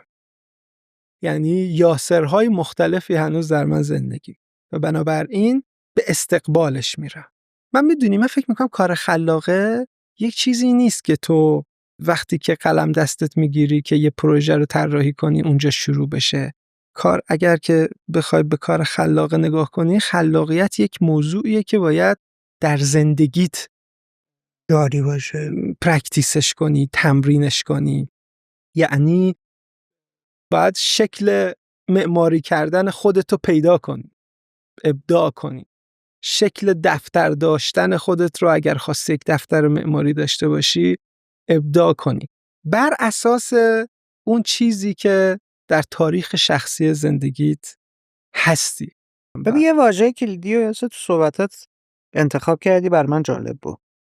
تو همزمان که داشتی شعر رو تجربه میکردی، میرفتی با بچه‌های هنری توی نشست‌های مختلف اون زیرساخت پایه‌ای و فونداسیون فکریت رو با خوندن تئوریا، با خوندن تاریخ‌ها، سرگذشت‌ها، اتفاقات قوی‌تر می‌کردی، با احتمالاً یه کامیونیتی دیگه‌ای درگیر تئاتر و موسیقی و سینما بودی، با یک جمعیت و جامعه دیگه‌ای درگیر معماری بودی. گفتی من اومدم از یک جایی به بعد انتخاب کردم که معماریه رو میخوام پیش برم. تو توی بقیه حرفی برای گفتن نداشتی یا حرفی که توی معماری میزدی نسبت به حرفی که توی اون فضاها داشتی میزدی فکر میکردی برتره، بهتره؟ چجوری انتخاب کردی؟ بسیار سخت. رو چه حساب و کتاب و دو تا چهار تایی این کار انجام دادی؟ آره بذار یه اصطلاح حساب کتاب و دو تا چهار تا رو دوست داشتم، میخوام راجعش حرف بزنم. خب من به خصوص دوستهای شاعری داشتم که بعضیشون معتقد بودن که تو اینو اگر ادامه بدی بهتره. معماریو، شعرو. آره. و به نسبت زمانی که بهش ورود کرده بودم یه کاری داشتم میکردم که از نظر اونا که از من بیشتر پیرم پاره کرده بودن، ادامه دادن اون مسیر میتونست به جای خوبی برسه. واقعیتش هم این بود که خیلی رفت و آمد در کرمان به لحاظ ادبی زیاد بود. بالاخره احمد رضا احمدی می اومد، علی باباچاهی می اومد، همه شاعرایی که ما امروز میشه، شاپور جرکش، نمیدونم، همه اونجا در رفت و آمد بودن در اون جمعی که ما، حالا اون موقع من خیلی هم کوچولو بودم در اون جمع، ولی میدیدیم از نزدیک دیگه. خیلی انتخاب سختی بود، ولی واقعیتش خیلی درش دو تا چهار تا دخیل نبود. نه، چه اونجایی که من از رشته تجربی کنار کشیدم، چه اینجایی که باید یه چیزی رو انتخاب میکردم، خیلی ها میان به من میگن که ما چه رشته‌ای بریم، گرایش ارشد رو چیکار کنیم، این کار رو بکنیم یا اون کار نکنیم. بالاخره طرف مشورت بچهای جوونم. ولی چیزی که واقعا چیز شخصی بوده که من در زندگی تجربهش کردم اینه که تو فقط باید به چیزی که در دلت قند آب میکنه، یعنی یک اشتیاق بیمرز نسبت به تحققش داری، وفادار باشی. از دو تا چهار تا من فکر میکنم آدم نمیتونه یک مسیری رو تموم کنه.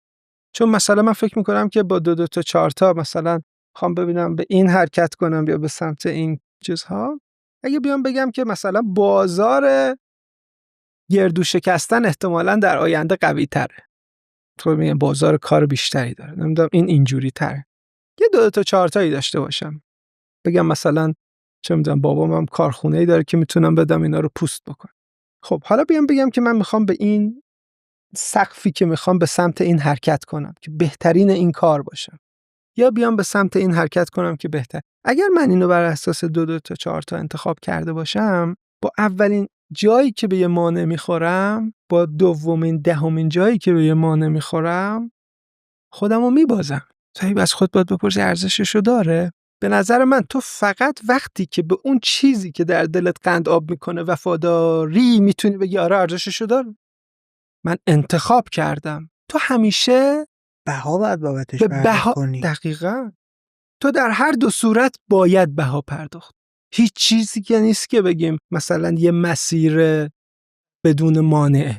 تو وقتی میخوای تصمیم بگیری بهترین این باشی یا بهترین اون باشی، یا حالا اصلا بهترینم نمیگم، یک سقف آرزوی راجع به این داشته باشی یا راجع به اون داشته باشیش، کدوم بدون مانع نیست.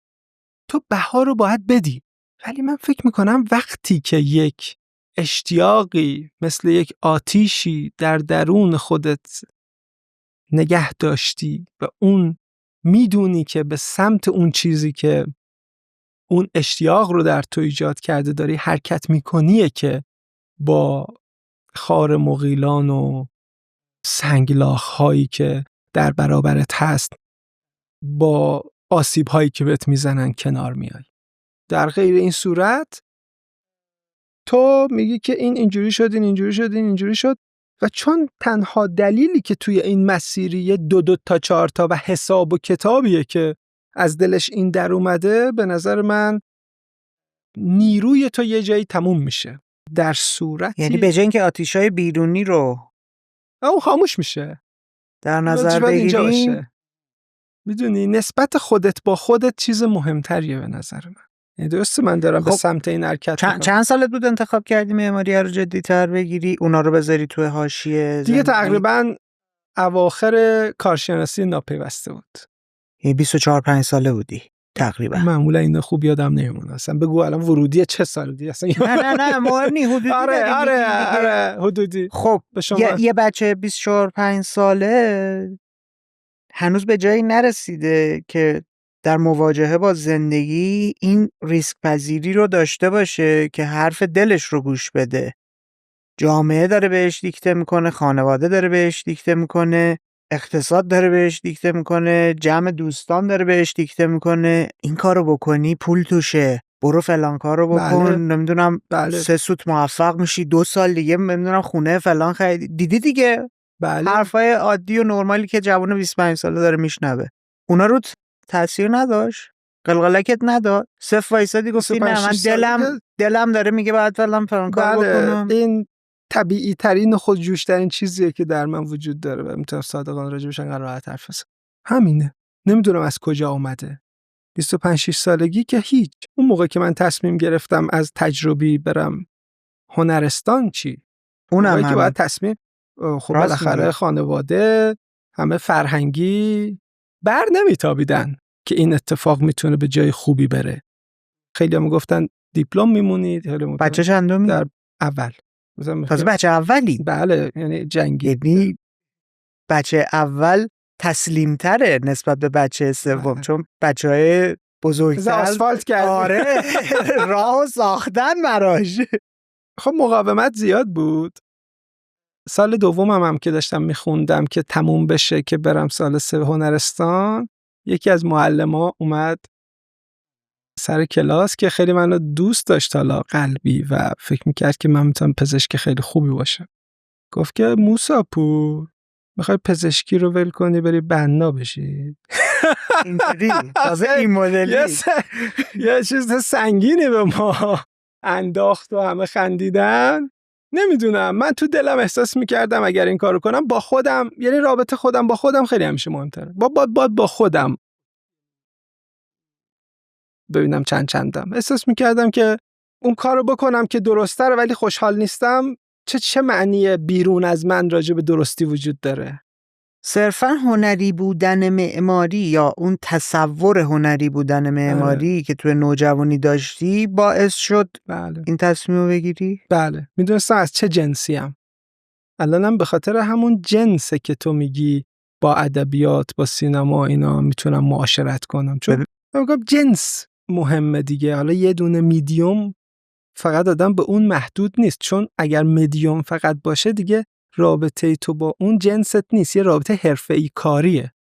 مثلا من درون معماریم کارم اینه. میدونی من در اون دوره‌های زندگیم خیلی چیزا یاد گرفتم، خیلی چیزا فهمیدم که فکر کنم گاهی اوقات با آدمام توصیه کردم. مثلا یکیش این بوده که در دوره نوجوانی تا میتونید بذر بکارید، حتی اگر وقت نکنی آب بدی بهش.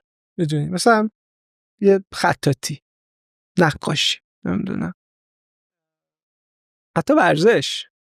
ممکنه که اونا در یه مشغله ول بشن، ولی تو در 30 و چند سالگی، در 40 سالگی اگر اون زمان این بذر رو کاشته باشی میتونی واقعا شروعش کنی. به نظر من یه دوره طلاییه که باید باز کرد زمین سرمایه گذاری رو.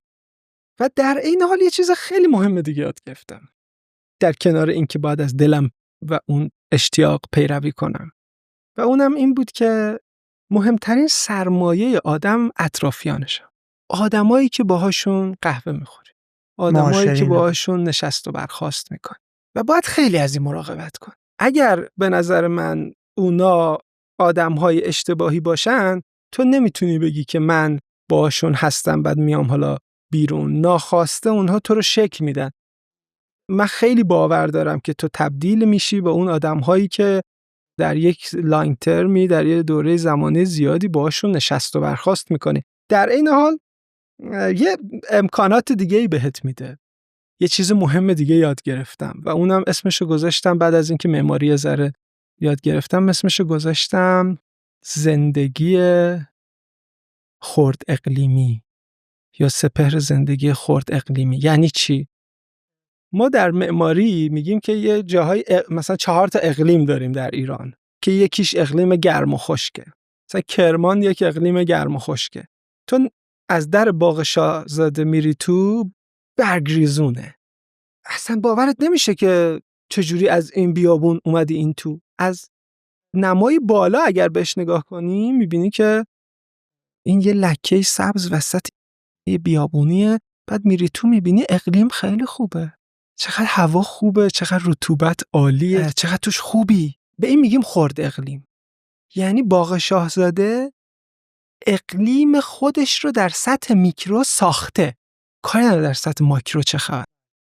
در زندگی تا همین امروز برای من ادامه داشت که تو باید اقلیم زندگی خودت رو بسازی، باید خرد اقلیم خودت رو بسازی. و این خرد اقلیم رو همین آدم‌هایی که باشون نشست و برخاست میکنی میسازن. ببین من از یک شهر کوچیک اومدم، لایه‌های مختلفی در زندگیم تجربه کردم، ولی این برای من از همون موقع جالب بود که مثلا یک کانون هنری هست که تو از درش میری تو، انگار با بهترین هنرمندها داری مواجه میشی، باشون حشر و نشر میکنی، موضوعاتت مهم نیست بیرون این در چیه.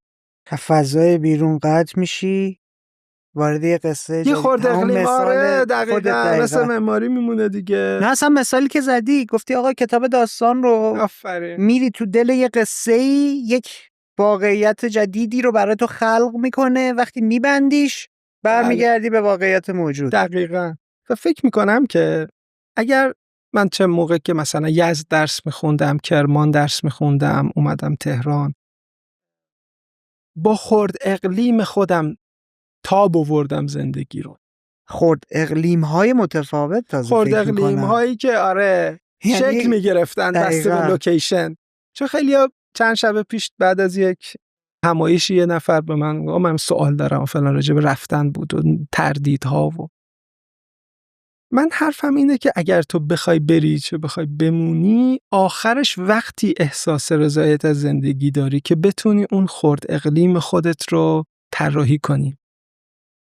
چه لس آنجلس باشی، چه تهران باشی، چه یزد باشی، با صرفاً تغییر دادن این تو نمیتونی حال خودت رو بهتر یا بدتر کنی.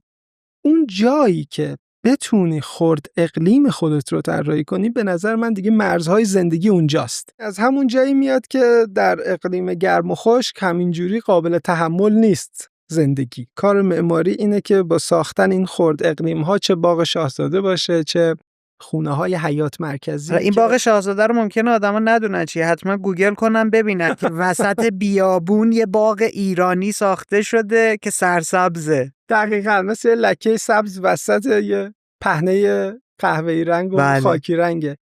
یا همین ساختمان‌های حیات مرکزی که یه حوض آب داشتن، یه درخت داشتن و انگار میساختن این رو.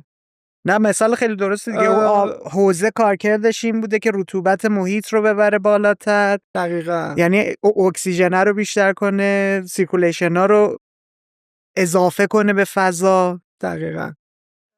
مسئله اینه که آدمایی که وارد ساخت این خرد اقلیم نمیشن چه اتفاقی براشون میفته؟ اون وقت ممکنه بر اساس روندها و جریانهایی که واقعیت به صورت تصادفی در پیش روشون میذاره حرکت کنن. من فکر نمی‌کنم این کار خوبی باشه. چون تو وقتی مثلا 70 سالت شد، اون وقتی که برمیگردی و نگاه میکنی، خیلی احتمالاً با خودت اوکی نخواهی بود اگر ببینی که مسیری که رفتی رو اتمسفری که توش غوطه‌ور بودی ساخته و تو به اینجا رسیدی. من فکر میکنم که ما موظفیم، اینا دیدگاه خیلی شخصیه، فکر میکنم که ما موظفیم به شکل انتقادی نگاه کنیم به رویه ها و جریان هایی که داره ما رو حرکت میده و اگر فکر میکنیم این درست نیست، برای ساختن یک خرد اقلیمی که توش میتونی ایدهات رو دنبال کنی اقدام کنی به شکل فعالانه. و این هم دو طرفه است، هم تو میری پیدا میکنی آدم ها رو، هم وقتی که به یه جایی پیوستی گاهی اوقات آدما میان تو رو پیدا میکنن و بعد هم سعی میکنی خودت هم یک مشارکت فعالی در کنار اونها داشته باشی. مثلا من خیلی موقع رفتم به یه نفری در خوابگاه گفتم آقا پایه هستی بشینیم مثلا آخر هفته ها با هم فیلم ببینیم تحلیل کنیم. یعنی جمعیت خودتو تو باید تلاش کنی بسازی. یعنی من فکر نمی کنم که اگر مثلا فرض کن اون لحظه در اون خوابگاه هستیم، اون دانشکده هستیم و این روندها اینجوریه، تو باید با این رونده بری، حواست هم نباشه، یعنی غوطه‌ور باشی در زندگی. این آگاهی از بالا و حساسیت داشتن، من به این خیلی قائلم.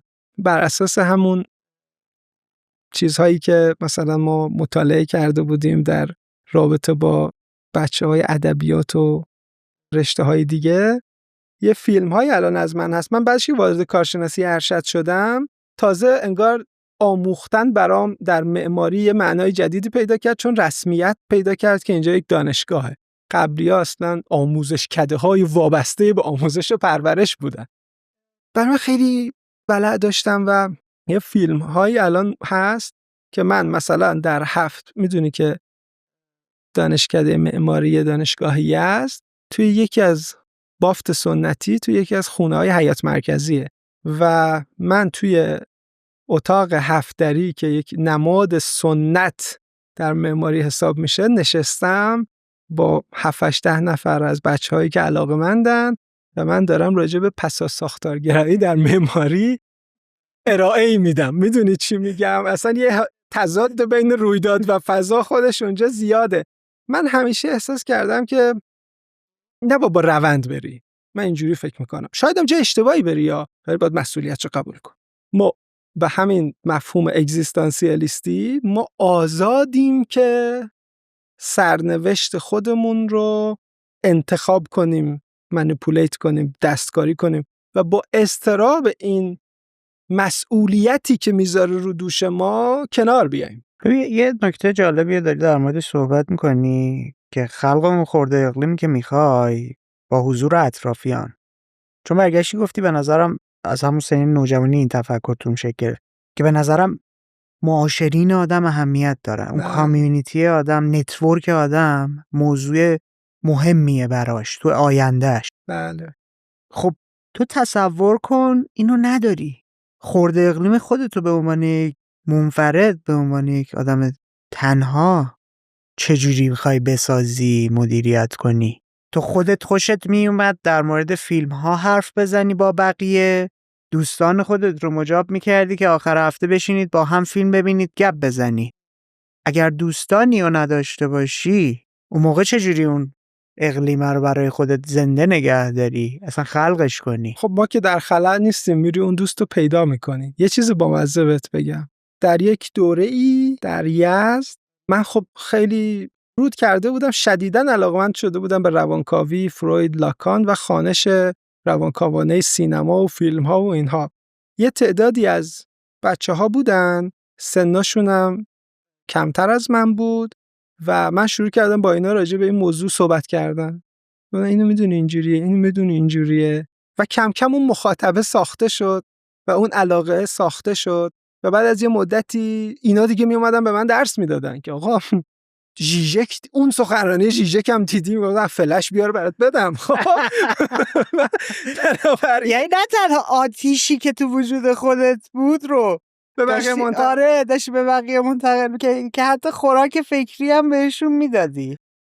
آره دیگه، بیشتر از خوراک فکری، یعنی سعی می‌کنم آتیش رو تو اونا هم روشن کنم، بعد اون آتیشه که روشن میشد خیلی موقع اونا به من خوراک فکری میدادن. آره. یعنی ذره ذره روشن میشه، میدونی، مثل میخوای تو جنگل آتیشه رو بالاخره روشن کنیم. من فکر میکنم تو باید با این مسئله که ممکنه در زندگی شکست بخوری کنار بیای.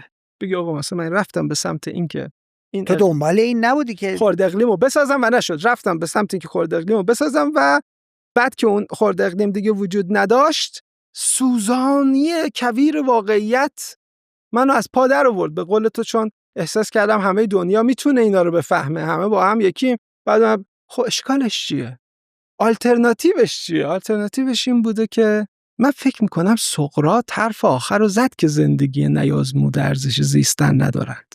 اگه میخوای بری که خب یه آدمو انتخاب میکنن. مثلا یه آنتیتزی هم هست، من همیشه به آنتیتزها برای اینکه بتونم در حقیقت شک کنم به جایی، به آنتیتزها همیشه نگاه میکنم، مطالعه. یه آنتیتزی هم هست که زندگی نزیسته ارزش آزمودن ندارد. بعضیا میگن زندگی رو زیست کردن یعنی همین که اجازه بدی بره، کار ما نیست مثلا شناسایی راز گل سرخ، از این داستان.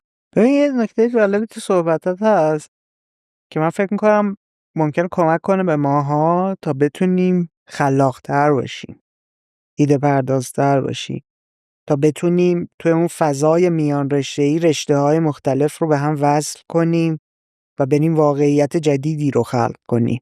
خیلی اشاره هی داشتی میکردی که توی اون دوره‌های مختلف زمانی، توی شهرهای مختلف، جمع‌های مختلف، تو از جنس تئوریک شروع کردی به خودت اضافه کردن، شروع کردی فلسفه خوندن، شروع کردی چه میدونم روانشناسی خوندن، تئوریک، بیسیک، زیر ساختار آماده کردی، شروع کردی تاریخ سینما، تاریخ هنر، تاریخ معماری رو دنبال کردن، تاریخ ادبیات رو دنبال کردن، هی خودت رو غنی‌تر کردی و یک جایی به بعد شروع کردی حالا اون چیزهایی که ورودی خودت بوده رو با بقیه هم در میون گذاشتن، خرده اقلیم‌های خودت رو پربارتر کردی، حتی طراحی کردی و ساختی و الان تمام اونها وقتی داری کلان نگاه میکنی، توی بازه 20 و چند ساله بهش نگاه میکنی، داره کمکت میکنه برای اینکه توی معماری خودت بتونی تئاتر رو درگیر کنی، ادبیات رو درگیر کنی، شعر رو درگیر کنی. میتونی به هم بگی که از دید خودت خود این فضای تئوریک، خود یادگیری این تاریخ علوم مختلف، تاریخ هنرهای مختلف، چه تأثیری داشته آگاهانه روی خروجی‌های امروزت توی خلق این واقعیت جدید؟ آیا کمک کرده برای اینکه راحت‌تر بتونی اون واقعیت‌های موجود رو خم کنی، بشکونی؟ باعث شده نگاهت نگاه عمیق‌تری به مسائل بشه؟ تأثیری که داشته چی بوده؟ ببین تو وقتی تاریخ هنر، تاریخ معماری و تاریخ فلسفه اینا رو میری مطالعه میکنی، یکی از چیزهایی که متوجه میشی همینه که چقدر توش نفی زیاده. یعنی یه چیزی رو سینوسی نگاه میکنی که یکی میاد میگه که این درسته، یکی بعدش میاد اون چیزی که به نظر میاد دیگه تهشو گفته شده رو نقد میکنه و یه چیز دیگه میذاره جاش و خود اون دوباره جایگزین میشه. بنابراین تو میفهمی که این چیز مطلقی وجود نداره و میفهمی که اگر چیز مطلقی وجود داشت این همه آدم‌های گنده تا الان اون مطلق رو پیدا کرده بودند و کل دنیا تفاهم کرده بود که مثلا فلسفه رو باید اینجوری جلو برد.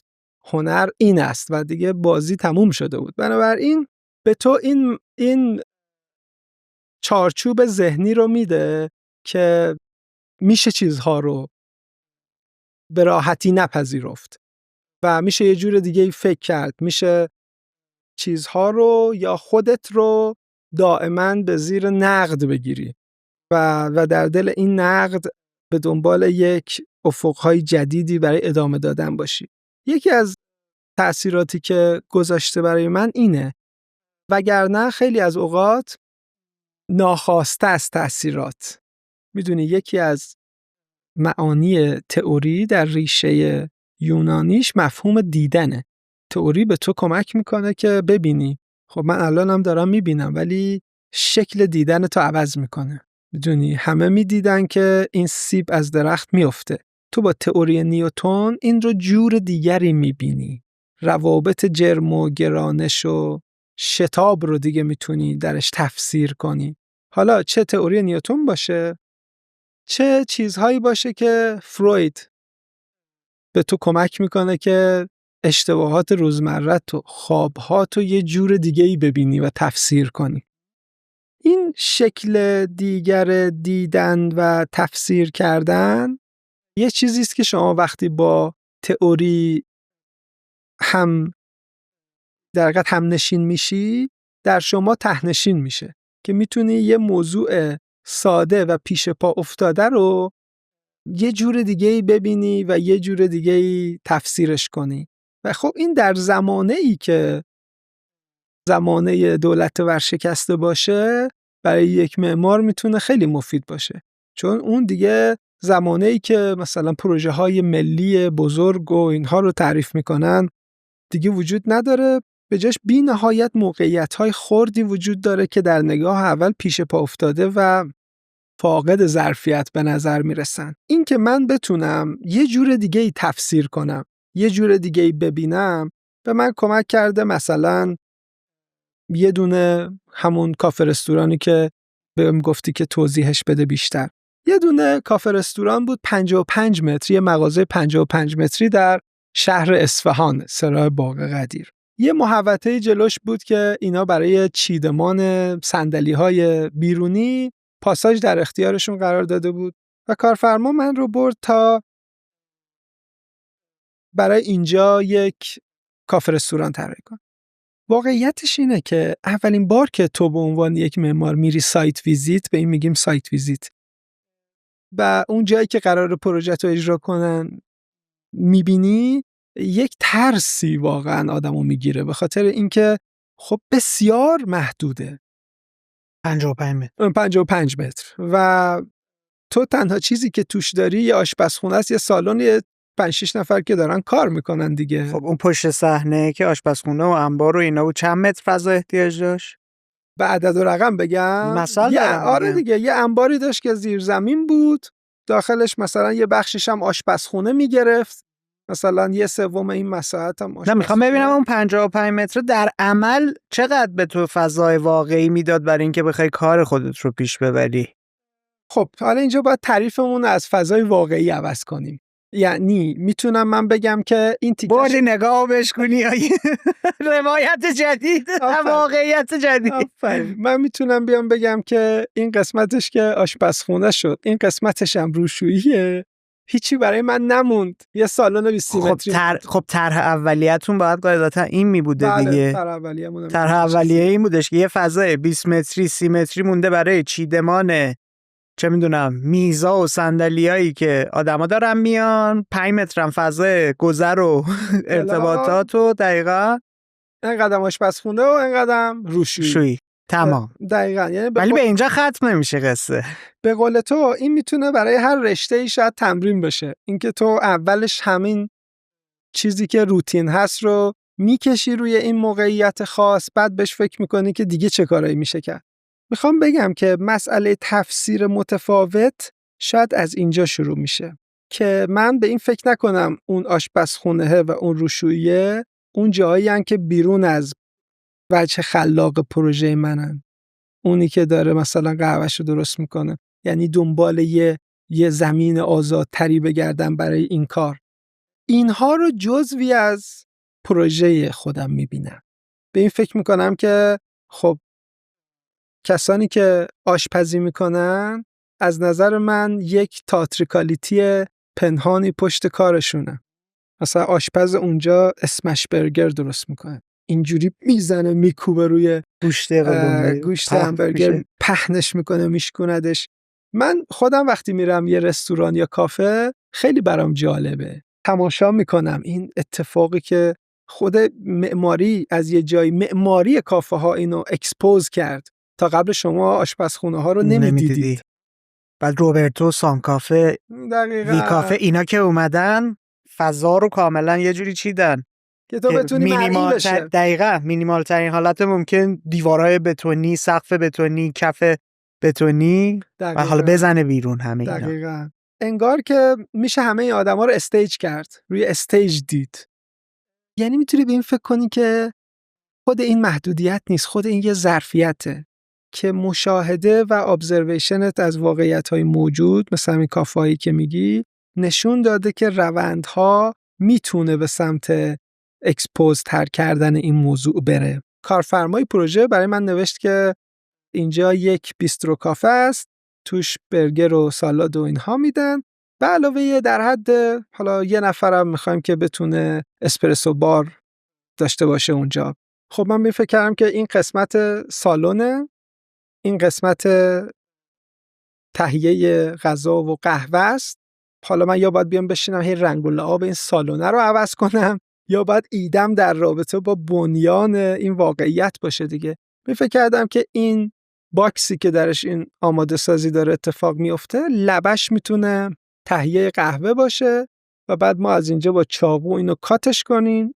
باریستایی که این بیرون آشپزخونه روی این لبه قرار میگیره که داره قهوه‌شو درست میکنه، اینی که من با چاقو جدا کردم بارشو از بقیه آشپزخونه بکنه صبح اول وقت ببره بذاره توی محوطه بیرونی و اونجا شروع کنه به این که این تئاترش رو انجام بده. چند متر میاد بیرون؟ 7 متر. 7 متر از مغازه میاد بیرون یا 7 متر از آشپزخونه میاد بیرون؟ 7 متر از لبه مغازه فکر میکنم. از اون تیکه 7 متر از اون تیکه باقی مونده آشپزخونه میاد بیرون. دقیقاً 7 متر از اون تیکه آشپزخونه میاد بیرون و زیر خودش این همینطور که داره بارش رو میاره بیرون، پشت سرش یک سایبانی داره از قرقره خارج میشه و یه فضای جدید هم خلق میکنه. انگار که این میاد بیرون، اونجا یک معرکه میگیره. یعنی من به عنوان یک معمار تخیل میکنم، میزانسن میدم بر اساس مشاهداتم که یک ظرفیت تئاتریکال وجود داره. باریستا یک بازیگره از نظر من. شکسپیر در یک جای این جمله رو داره که جهان یک سرنمایش است و ما بازیگران آن. انگار واقعاً در همین چیزی که ما الان اینجا نشستیم، در وقتی آدم‌ها رو تو مترو می‌بینی، انگار همه یک جور در درون یک داستان و یک قصه دارن بازی میکنن. تو فقط باید تشخیصش بدی، بهش نور بتابونیم. و من میگم که میزانسن میدم که تو بیا بیرون قهوه‌تو درست کن. اون قسمتی که دست‌هاشونو میشورن تو همه کافه هم هست، تقریبا حدود 1 متر مربع، شاید کمتر اینجا اختصاص داشت بهش. ما همینو سعی کردیم به این فکر کنیم که چجوری میتونه معماری بره زیر پوست این اتفاق روزمره و یه هینتی بهت بده، خودتو یه جور دیگه پیدا کنی. ظرفیت نمایشی این، شما آدم وقتی میره، خیلی از فیلم‌های سینمایی هم دیدید، یه جای دوربین رو میبرن، اینا با هم قرار دارن، این رفته اونجا، این داره خودش رو آماده میکنه. ما اومدیم 3 تا آینه کردیم، آینه رو به جای یک آینه، یکی صورتتو بگیره، یکی دستتو بگیره، یکی کفشتو بگیره. اون نوری که داره میاد روی صورتت منبعش فرق داره با نوری که میاد رو دستت. بعد شما که شروع میکنه به شستن دستت، احساس میکنی یه نور نقطه‌ای افتاده روی دستت و دستت توی آینه میبینی، نگاه میکنه اینور صورتتو میبینی و انگار رفتی زیر دوربین مدار بسته و داره پخش مستقیم میشه این اتفاقی که برات افتاده که داری آماده میشی که بری داخل سالن. اینا یه تجربه هاییه که به ما کمک میکنه برای اینکه معماری کنیم منتظر مثلا یه پروژه چند میلیون متر مربعی نباشیم. و بتونیم از دل یک محدودیت جور دیگه ای تفسیر کنیم. به قول تو اول گفتگو گفتی که خب چقدرش از این 55 متر میموند. در حقیقت ما هیچی از این 55 متر رو بیرون از ایده پردازی خودمون ندیدیم، حتی اونجایی که طرف. و برای من خیلی جالب بود، کلی بازخورد گرفتیم از همین فضای روشویی. خیلی الان میرن سلفی میگیرن، براشون جالب شده که یه روشویی رو میشه یه جور دیگه ای بهش نگاه کرد. و مثال اون فرش فروشی که داری ازش صحبت میکنی، من فکر میکنم که در همین فضاهای کوچیک میشه در دل محدودیت‌ها با تفسیر متفاوتی ورود کرد و یک ظرفیت‌هایی رو کاشت که یه اتفاقای متفاوتی توش بیفت. چند تا چیز بر من جالبه تو صحبتات. اول از همه ما تو ابتدای گفتگومون به این اشاره کردی که من به عنوان یک معمار، به عنوان یک استراتژیست، کار اصلیم اینه که ناظر خوبی باشم. برم خودم تو فضاها قرار بدم، روابط رو شناسایی کنم، کارکرد خود فضاها رو متوجه بشم، فرایندی که آدم‌ها تو ارتباط با اون محیط‌ها دارند رو بفهمم. کلاً مهندسی هر اتفاقی رو به عنوان کسی که حالا میخواد بیاد رویدادها رو دستمایه تغییر قرار بده متوجه بشم. توی صحبت اخیرت اشاره به این داشتی که گفتی تئوری در یونانی به عنوان دیدن داره معنا میشه. داره به من مدل دید میده، به من زاویه نگاه کردن میده. حالا این ممکنه برای بقیه هم جالب باشه که توی صنایع خودشون، توی علوم خودشون، وقتی که برن دنبال این که تئوری ها رو ببینن، درک کنن، بخونن، یاد بگیرن، مدل دیدگاهشون رو متفاوت کنه به مسئله. و الان من ذهنم رفت سمت این که یاسر نوجوان با شعر یک رابطه جذاب و جالبی رو پیدا کرده بوده. کار شاعر چیه؟ کار شاعر اینه که بیاد یک تجربه، یک احساس، یک قصه رو به جذابترین حالت ممکن چقدر قشنگ رو... بهش فرودگی. بذار یه چیزی همینجا بگم، اشکال نداره دارم میپرم تو حرفت، معذرت خواهی. نه بگو. میگن شعر حادثه است در زبان. زبان همین کلمات روزمره است که ما با قواعد عرفی داریم باهاش کار میکنیم. این میشه ساختمون، این میشه چیز روزمره. شعر حادثه است که تو این رخ میده. معماری اینه، میدونی؟ یعنی همین کلماتی که ما داریم باش صحبت میکنیم در زبان روزمره، در دست حافظ، در دست براهنی، در دست شاملو دچار حادثه میشه و فاصله میگیره از همون چیزی که همه دارن روزمره باهاش کار میکنن. این مثل رابطه ساختمانه که به ریتم روزمره پیوند خورده و معماری که یه حادثه است در داخله.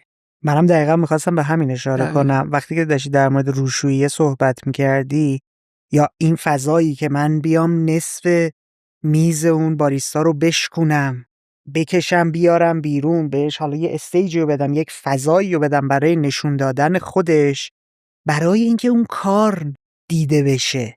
حتی شخصه هم اهمیت نداره، اون کاربریه، اون کار برده، اون تجربه اهمیت داره. داشتم بهش نگاه میکردم، میدم شاعرم دقیقاً داره همین کارو میکنه دیگه. داره میاد موسیقی رو میاره تو کلام خودش، چیدمان جمله رو به هم میریزه، با قطع کردن، وصل کردن، نصف جمله خودش رو میبره توی بیت بعدی، 3 تا بیت رو کنار هم میچینی، تازه میفهمی که اینا یه جمله رو داره تعریف میکنه. تو هم داری با فضاها اون شاعرانگی که تو وجودت بوده رو نشون میدی. هم قصه رو داری تعریف میکنی، هم نیومدی اون قصه خودت رو خیلی صاف و ساده و راحت تعریف کنی. به قول خودت من میتونستم بیام همون روشویه رو یه روشویه عادی با یه آینه فلان کنم، ولی میام میشکنمش، میام اینطوری بهش نگاه میکنم. من الان اومدم میخوام آرایش خودم رو چک کنم، میخوام وضع خودم و لباسم و تیپ خودم رو چک کنم، چون بیرون یه قرار عاشقانه ای دارم، یکی منتظرمه. حواسم باید به این باشه نوری که به دستم میتابه وقتی که دارم میشورم، تصویری که قاب بسته دستمو میخواد به من نشون بده متفاوته با اون چیزی که حتی کفشم. نکنه الان اومدم دستشویی کفشم لکه‌ای روش باشه، خیس شده باشه، فلان باشه، یه آینه رو میذارم کفش رو نگاه کنه. چون وقتی از دور دارم میرم سمت اون کسی که باهاش دیدار دارم، اولین چیزی که ممکن نظرش رو جلب کنی کفشای من باشه. بله یعنی من داشتم این مدلی ترسیم میکردم که یه تجربه شعر در نوجوانی که شیرینم برای تو بوده، توی 25 سال بعدش 20 سال بعدش یه نگرش اینطوری رو توی کار معماری به تو داده و جالبه. دقیقاً. یه نکته ای که وجود داره، اول مرسی از خوانشت که خیلی دقیق بود. معمولاً اونجایی که میری رستوران میشینی سر میز، جلوی صحنه است. جایی که میری خودتو مرتب کنی پشت صحنه است، ولی این یه لحظه پشت صحنه رو به روت میاره و تو رو آگاه میکنه انگار اونجا هم رفتی رو استیج و یه جور دیگه ای شوکت میکنه. شعر دو جور آدمو باش برخورد میکنن. بعضیا منظورشون از شاعرانگی یه جور رمانتیک بودن و شهود و احساس و اینهاست که خیلی هم محترمه. یه لایه دیگه هم داره که همین به وجه ساختاری میپردازه که این حادثه چطور رخ میده. بعضیا میگن نمیشه، خب فقط چون شهوده نمیشه اصلا بهش پرداخت. ولی بعضیا دوست دارن که این حادثه در زبانو بگن چطور حادث میشه و ساختار به هم میریزه. حالا فرمالیست های روش بله دقیقاً منم داشتم به فرم بودن روش و خود براهنی در اون سجل کتاب طلا در مس خیلی روی ذهن من تأثیر گذاشت. یکی از چیزهای جالبی که توی همون فصل اول بحث میکرد تصویر ظاهری و تصویر ذهنی در شعر بود که راجع به انواع تصویرسازی بود و دیاگرام کرده بود. یعنی میگفت که آقا مثلا ما چند جور شکل ذهنی داریم، شکل ظاهری و شکل ذهنی. ما مثلا شکل ذهنی 5 مدل است، یا مثلا دایره‌ایه که یه تصویر اصلی شاعر اونجا وایساده داره به تصاویر فرعی نگاه میکنه، یا مزرسه یعنی تصاویر دارن در طول یه خط عوض میشن. خب من وقتی اینا رو میخوندم برام جالب بود که شعر که یه چیزی است که این میزان گنگی، ابهام و شهود درش هست، این چجوری داره تلاش میکنه حالا در تداوم همه اون سنت‌های ادبی بیاد به من نشون بده که شعر فارسی چطور میشه دیاگرامش کرد. این نوع رفتار یک طعم و مزه‌ای داره برای آدم. خود این یه جور تئوری ورزیدن و پرسپکتیو برای دیدن دادن به آدم هاست دیگه. به من امکان داد یه جور دیگه اون شعر رو بفهمم، ببینم، خوانش کنم و این با من موند. و مثلا بعد درباره سینما خب سعی می‌کردم مقدار تئوری سینما بخونم، کم کم از اون رابطه صرفاً بیواسطه که با یه فیلم‌های غمگین بشم، خوشحال بشم، یه صحنه‌های اضطراب بگیرم، به این بتونم فکر کنم که اینجا از طریق این نمای بلند با من چیکار کرد، لانگ تیک. مثلا چرا اینجا طول نماها رو کوتاه کرد، با مونتاژ داره چه بلایی سرمون میاره. این نگاه تحلیلی است که گفتی دوست دارم، نقادانه نگاه میکنم، تو کار و زندگی خودم هم دارمش. آره میخوام بگم که اون همون اوایل نوجوانی جوانی وقتی مزهش میره پای دندون آدم دیگه نمیتونه ازش فاصله بگیره. برای همین من فکر میکنم ما تاریخ‌های شخصی خودمونیم، ما محصول همینیم. شاید اگه من اون دوره مثلا رفته بودم رشته تجربی، نمیدونم مثلا کدوم بخش از ظرفیت‌های وجودیم فعال میشد، کدوم فعال نمیشد، چه شکل آدمی بودم، چه زندگی داشتم میکردم. چیزی که الان هستم به شکل صادقانه‌ای محصول این تاریخ شخصیه و پر از همیشه هم نقاط مثبت نیست. یعنی اینطوری نیست تو بگی که من چه خوشحالم که از این تاریخ شخصی دارم میام. خب این توش پر از گیر و گورم هست، توش پر از لحظه‌های تنش و اضطراب و اینا هم هست. بنابراین با خوب و بدش به نظر من آدم‌ها در تاریخ شخصیشون ساخته میشن. ولی مهم اینه که بتونن ظرفیت‌هاشو پیدا کنن. میدونی بتونن، مثلا فرض کن من یکی از لایه‌های دیگه زندگی شخصیم این بوده که همون خانواده معلمن، همه معلم و معلمی کردن یه بخش مهمی از زندگی من شد. الان دانشجو و شاگردای زیادی دارم، بعضیشون مثلا اونورن بهم پیام میدن، با هم ویدیو کال میکنیم، بهم گزارش میدن الان معماری در دانشگاهی دیگه داره چه بلایی سرش میاد. یه بخش زیادی از آموختن و در حین معلمی کردن در گفتگوی با بچه‌ها برای خودم یاد گرفتم. یعنی مرز چی کار میکرد؟ خودآگاه میکرد به دانشی که داری خودت رو؟ معلمی کردن؟ آره. اولش که میخوام بگم که غیر قابل تفسیر این تیکه اولش، که یه لذتی درشه. من دوست دارم یه چیزی رو توضیح بدم و تو متوجه بشی. روز خودم رو ساختم، خوشم میاد از این، حس خوبی بهم میده. ولی در عین حال بهم کمک میکنه که چیزهایی که فکر میکنم بلدم رو بسنجم چقدر بلدم. اگر نمیتونم به تو توضیحش بدم، نتیجه میگیرم که بعد عمیق نشده، ته‌نشین نشده تو یاد وجوده. نگرفتم. فکر میکنم یاد گرفتم. اگر بتونم این موضوع رو درباره سینما، درباره معماری برای حسین جوری توضیح بدم که یاد بگیره، یه آها مومنتی از توش در بیاد، به این نتیجه میرسم که این موضوع رو روش اشراف دارم. ولی وقتی که نیست، نه. بنابراین این یه فرایندیه که تو همزمان داری به خودت کمک میکنی. میدونیم من بر اساس این تاریخ شخصی، بر اساس اینایی که خیلیشون در مذاکره تو با واقعیت‌های اطراف در زندگیت ساخته شدن، سعی کردم که مسیرهام رو پیدا کنم. مثلا فرض کن که من دفتر هم که دارم، یک دفتر معماری به تعدادی از بچه‌ها که میان با هم کار میکنیم، هم اون خرد اقلیمه است، یعنی بسیار با وسواس نگاه میکنم که با چه کسایی دارم همنشین میشم و این فضا و من چه کمکی میتونم بکنم که این اقلیم بهتر بشه. جلساتی داریم، مهمان داریم، از آدما میان درباره هنر، درباره سینما لکچر داخلی میدن و یه فضایی که آدما بتونن اون ساعت‌ها رو بخشی از با زندگیشون. بچه‌ها این بله کارو؟ بله، با بچه‌های دفتر، یعنی به اسم آرت تایم مثلا یا وقت هنر، مهمون دعوت میکنیم از کسایی که دارن در حوزه‌های مختلف کار میکنن. یه بعد از ظهری میان برای بچه صحبت میکنن، اونا راجبشون گفتگو میکنن. یعنی سعی میکنیم که اون چیزی که خودم از اون خرد اقلیم تجربه کردم و سعی میکنم در شیوه اداره دفترم هم داشته باشم.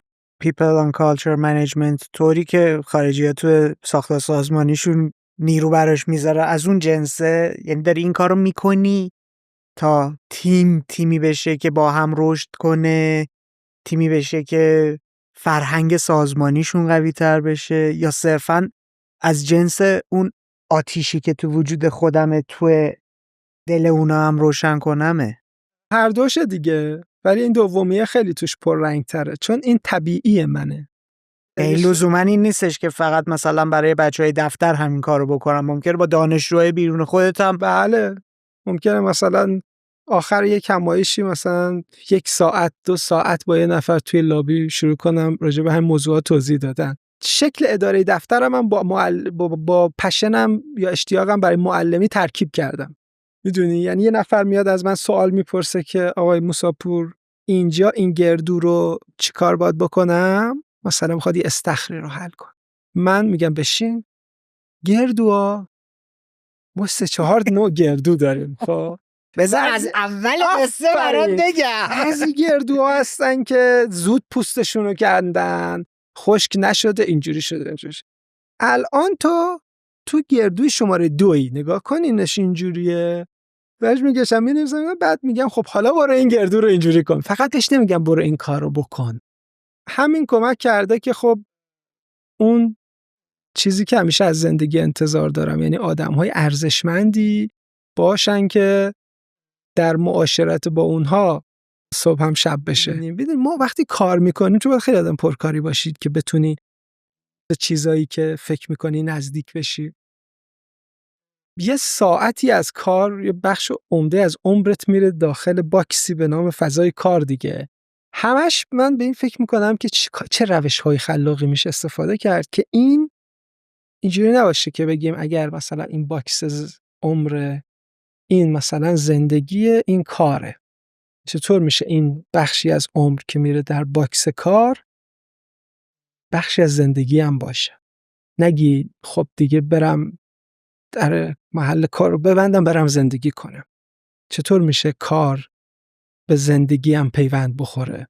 همون لحظه ها هم از اون معلمی کردنه. اگر من زندگیم با معلمی کردن یک لذتیه، نمود این صحبت الان تو پروژه‌ات الان یاد ابرپنجره افتادم آره که چجوری زندگیه رو وارد اون محیط کاری کنم. بله این دقیقا. خیلی خیلی جالبه. یعنی مثلا داری در مورد یه نگرش شخصی نسبت به فضای کار صحبت میکنی، به کار کردن، به اینکه حالا اگر توی زندگی من این فضای کاری داره تایم خیلی بزرگی، زمان خیلی بزرگی از روز من رو به خودش میگیره، من چطوری میتونم این رو آفرین. بشکنم یک جور دیگه‌ای داشته باشم و تجربهش کنم. چقدر قشنگ بهش اشاره کردی. ببین 2 جور استراتژی برای این وجود داره که محل کار رو به زندگی نزدیک تر کنید. هیچ وقت هم پیور نمیشه به نظر من، باید با خود صادق باش. لازم این دوتا تفکیک شده باشه. بله هیچ وقت به هم دیگه ذوب کامل نمیشه. دقیقاً.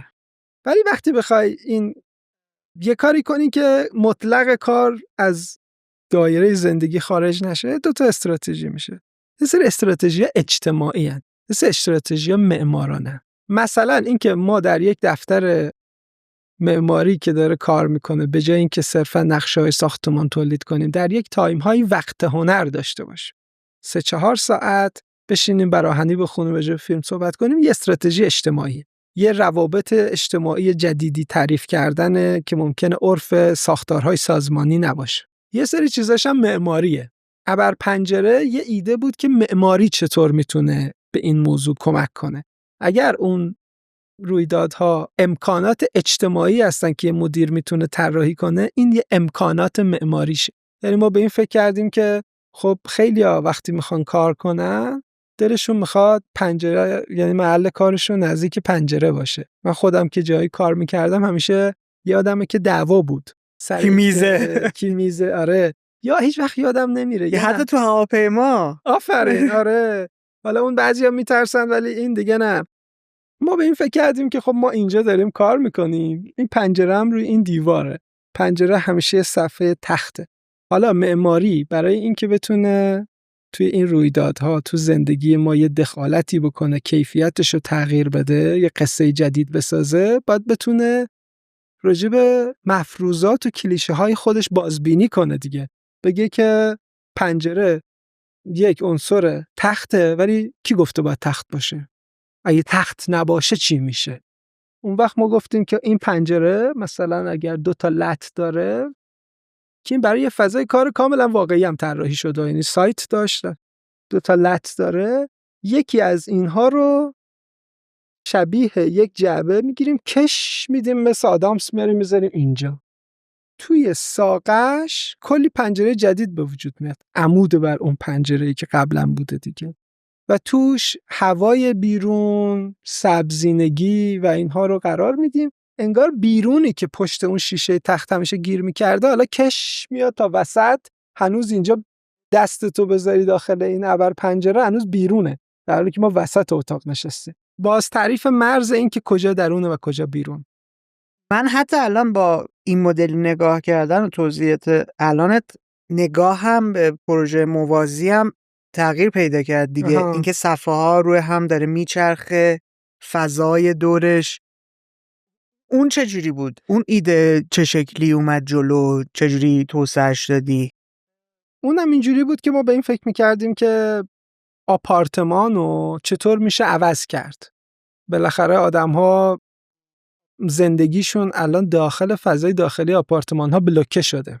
قبلا یه حیاتی هم مثلا بود، یه بخشی از زندگی تو حیات بود، یه بخشش تو بود. الان همه چی شده تو. ته امکانی که معماری به شما برای بیرون میده یه تراسه. تراس هم یه سقفی داره، ظرفیت‌هاش دیگه.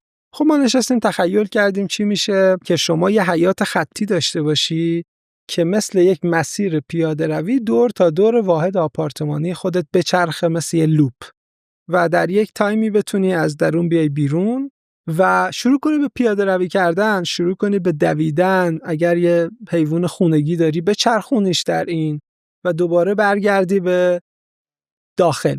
یعنی اینکه چطور میشه یه چیزی که معماری الان نمیتونه بده رو کاری کنی که بتونه بده، دستکاری کنی و یه واقعیت جدید به وجود بیاد. و بعد توی این مسیر هر گوشش یه اتفاقی هم پیش بینی کرده بودیم. مثلا میگفتیم اینجا که از بغل اتاق فرزند رد میشه، این اونجا داره تو پلی استیشن بازی میکنه، بیرون هم یه تور بسکتبال براش میذاریم بره تو این حیاط خطیه یه دوتا توپم بزنه ها. مفهوم مونتاژ که خب آیزنشتاین یکی از کساییه که اتفاقا معمار هم بود و خیلی تئورایزش کرده، خیلی موضوع جالبیه. یعنی فضا زمانهای بی ربط رو یا از هم منفک رو چطور میشه با کنار هم گذاشتن به داستان سرایی انداخت.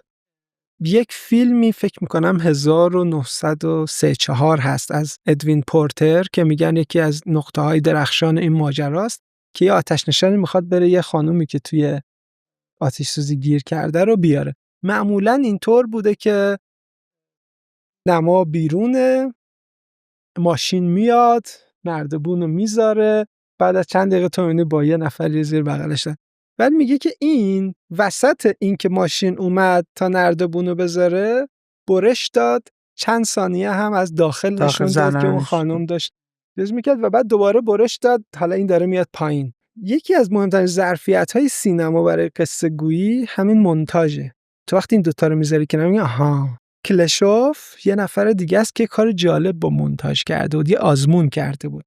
مثلا یه نفری رو با یه چهره ثابت فرض کن یه عکس از شما بگیرن، داره یه نماه یا یه تیکه فیلمه، بعد اینو مونتاژ میکرد یه دفعه با مثلا یه نمای دیگه. فرض کن مثلا دارن یه گاو سلاخی میکنن، توی یه بار دیگه اینو مونتاژ کرد با یه صحنه‌ای که یه کار تجربی این مدلی خانمی داره میرقصه. خب نشون داد. بعد نمای بعدی وقتی نشون میدی اصلا معنی اون نگاهه کاملا فرق میکنه. دقیقاً. یعنی شما یه جور دیگه میخوندی اینو، احساس میکرد این خشمگینه یا این مثلا موزیه، بر اساس اینکه با چه نمایی ترکیب شده بود دیگه. یه صحنه قد نشون بده داشته به این کشتن اون آدم فکر میکرده. دقیقاً. خودش نکنه قاتله. آره. یعنی قصه شروع میشه با مونتاژ. اگر یه نفر بیاد یه نما بگیره از ما که داریم اینجا گفتگو میکنیم، یه نما هم بذاره یه ماشین داره تو اتوبان صدر میره، دوباره برگرده به ما، دوباره برگرده به اون، کم کم ما به این میگیم تدوین موازی. کم کم دیگه ما به این نتیجه میرسیم این دوتا اتفاق همزمانن و داره یه همچین چیزی رو به ما میگه. اون داره میاد، اینا داره حواسشون نیست دارن. میدونیم. و معماری هم خب یکی از کارهای جالبی که میتونه بکنه همینه دیگه. میتونه مونتاژ کنه. میتونه بگه که آقا فضا زمانی که توش یه بچه توپو میندازه تو تور بسکتبال یه جای دیگه است. مثلا باشگاه انقلابه، مثلا این جایی که میشینه پلی استیشن بازی میکنه توی خونه است. این میشه وضعیت متعارف واقعیت. حالا چی میشه اگر ما اینو به هم بزنیم؟ چیزهایی که از هم دورن و کنار هم مونتاژ کنیم و توی این مونتاژ واقعیت‌های جدید ساخته بشه. چجوری این واقعیت‌های جدید رو میشه عمومی کرد؟ تا به این فکر کردی؟ تو توی یه پروژه بیایی، پروژه موازی بیایی، اینا رو با هم ترکیب کنی، بیای اون حیات بیرونی که آپارتمان از بینش برده، اون تجربه زیسته‌ای که من و توی دهه 60 به واسطه وجود حیات تو خونمون تجربه کردیم و برای چند خانوار، 10 خانوار، 50 خانوار به وجود بیاری. بقیه چی؟ خیلی نکته جالبی رو داری اشاره میکنی. اولا که بهت بگم شما برای همون که در اون 10 خانوار بخوای به تحقق بپیوندیش که اون واقعیتی که تخیل کردی به یک چیز بالفعل تبدیل بشه و آدم‌ها واقعا درش زندگی کنن، یه بخشی از عمرت رو باید آتیش بکشی زیرش بره. اصلا کار راحتی نیست. ولی به فرض اینکه موفق بشی با همه موانعی که بازار، عرف‌ها، عادت‌ها اینا میذاره جلوی پات، یه نکته کوچولو بگم. یه وقتی دولت ورشکست میشه، معماری باید با بخش خصوصی کار کنه، کارش یک وظیفه میذارن روی شونش که به صورت تاریخی روتین به این میزان نبوده و اونم اینه که مثلا معماری باید با طلا و دلار رقابت کنه در سیو کردن یا متورم کردن سرمایه کسی که میخواد بذاره اینجا. میدونی طرف باید به این فکر کنه الان بیام این ساختمونه بسازم یا برم دلار بخرم، چون اقتصاد تورمیه.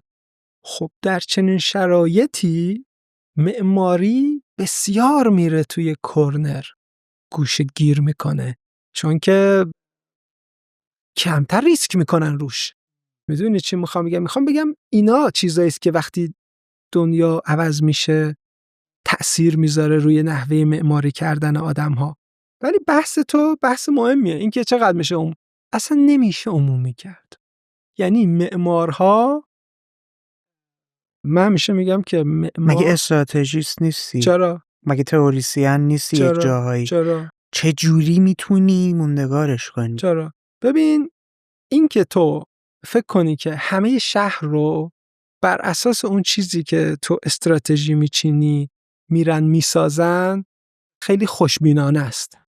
ما در وهله اول اگر بتونیم یک نقطه هایی توی این برهوت بزرگ درست کنیم که وقتی میری توشون احساس کنی یک کتابی که باز شد وارد یک قصه ای شدی و اومدی بیرون، خودش یه اتفاق بزرگه. من اینجوری همیشه میفهممش. یه بار یه تصویری نشون دادم، حرفم این بود که معماری میتونه واقعیت‌های دیگه رو تخیل کنه برای زندگی. یه تصویری رو نشون دادم که یه جمعیتی بود، یه خانومی اومده بود بالا داشت یه ور دیگه ای رو نگاه میکرد. بحث بر سر این بود که معماری خب جثه‌ش کوچیکه به نسبت شهر، به نسبت همه اون چیزهایی که دارن میسازن دنیا رو. چجوری میتونه کاری کنه؟ من میخوام بگم که این جثه کوچیک معماری بهش کمک میکنه تخطی هم بکنه دیگه. میدونی؟ برای همین هر چقدر مقیاس‌ها کمتر میشه، ظرفیت‌ها برای تخطی بیشتر.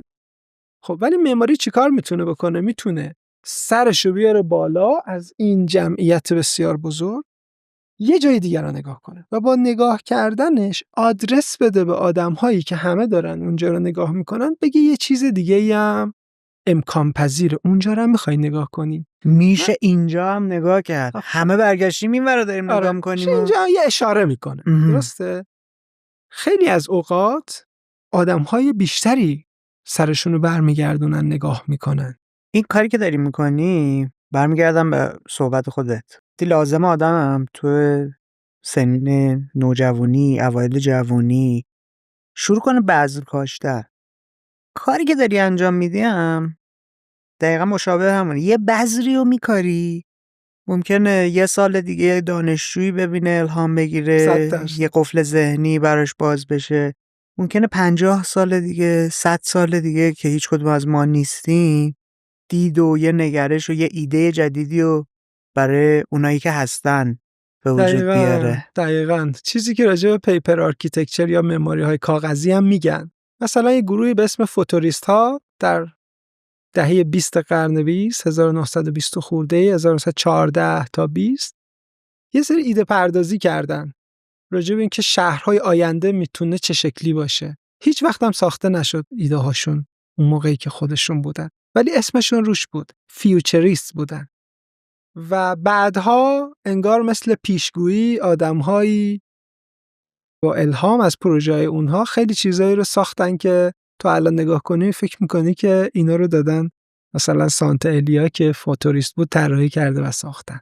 اصلا یه جنبش هنری هم بعدش بر اساس کارهای اونا اگه اشتباه نکنم شکل گرفت که حالا یه تصویر این مدلی تو ذهنمه که چند تا رنگ کنار هم قرار گرفته بودن، الان خاطرم نیست چی بود، ولی قشنگ ریشه مدل نگاهه اون بوده. بله. ولی جالبه داره میگه که چه میدونم تئوری کامل دارن برخورد میکنن با این مسئله، ولی ذهن یک سری آدم ها رو شکل میده. یکی از چیزای جادویی در آدمیزاد اینه به نظر من که میشه ایده و آگاهی رو جابجا کرد، مثل ایردراپ میمونه.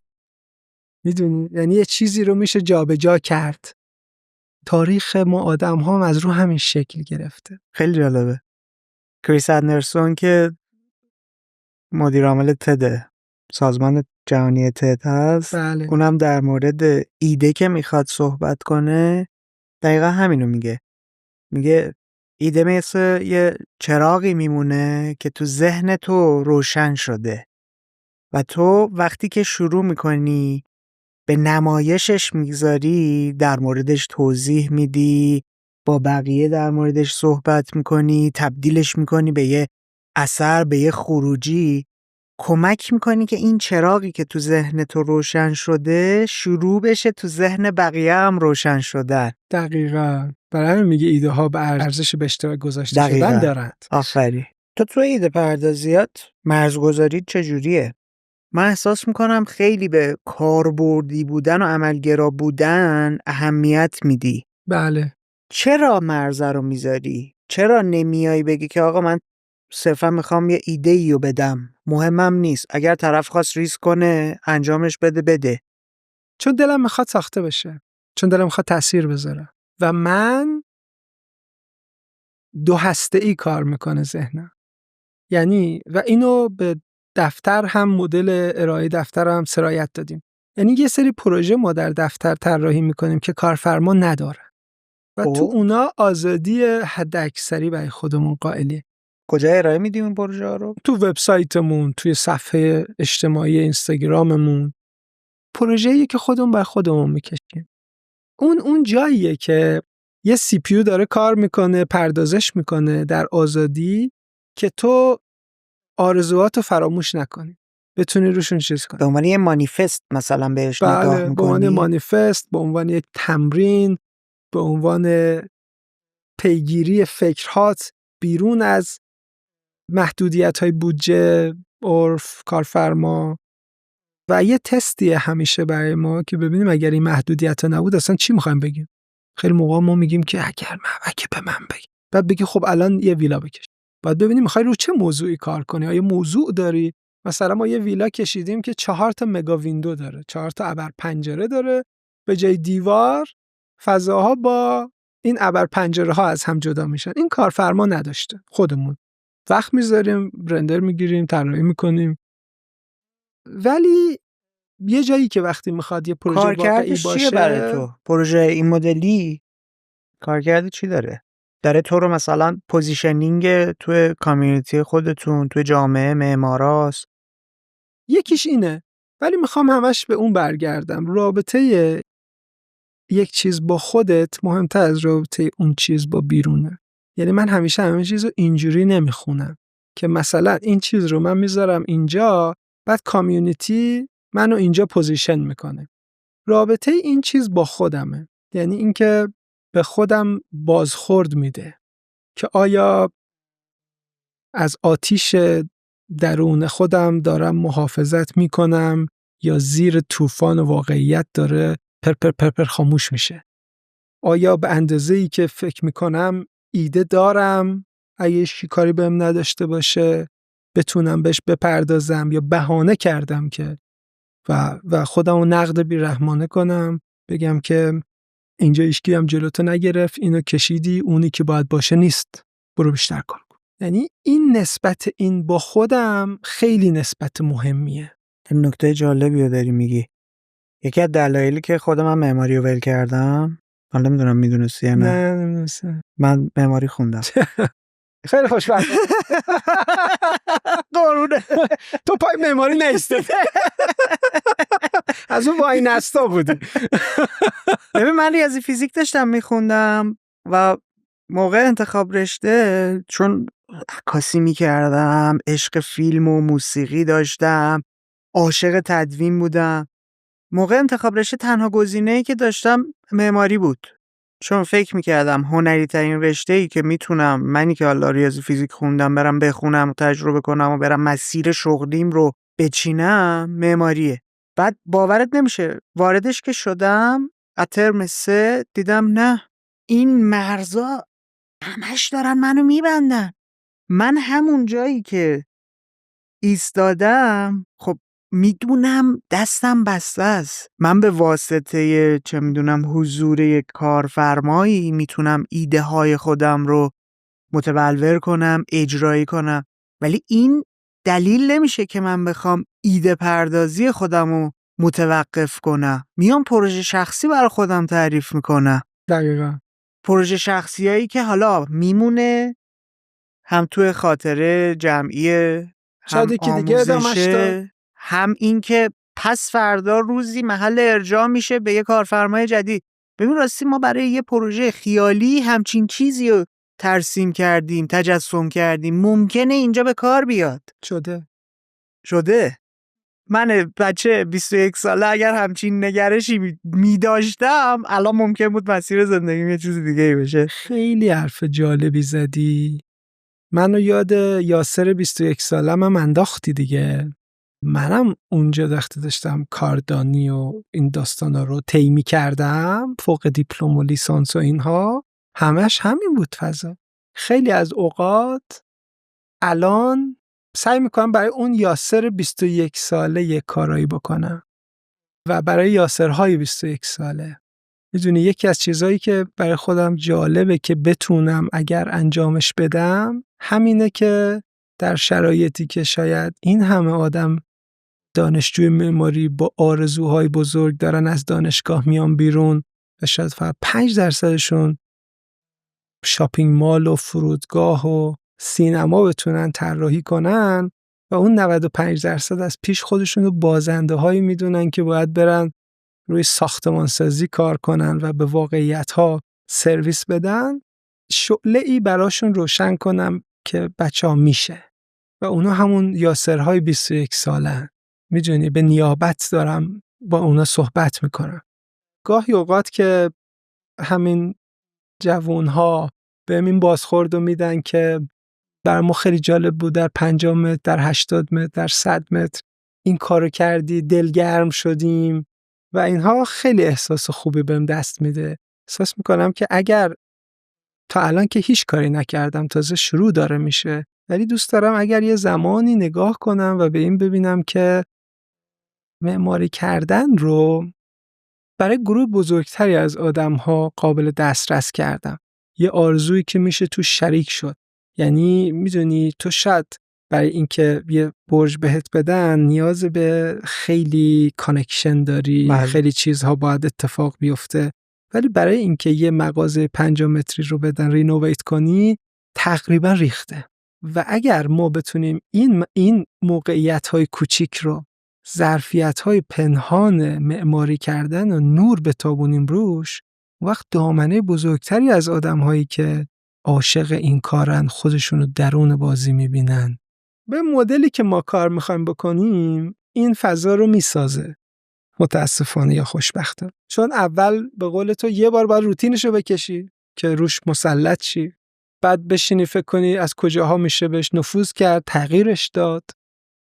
و خب معماری هم یه کاریه که ددلاین داره. یه کارفرمای منتظره که خب چی شد. بعد مجبوری که یه جاهایی یه چیزهایی رو بهش نشون بدی که هنوز تو قابلمه است ولی از نظر تو نپخته نیست اونی که باید باشه، ولی بیا میگه در قابلمه رو واکن ببینیم چه خبره اینتون.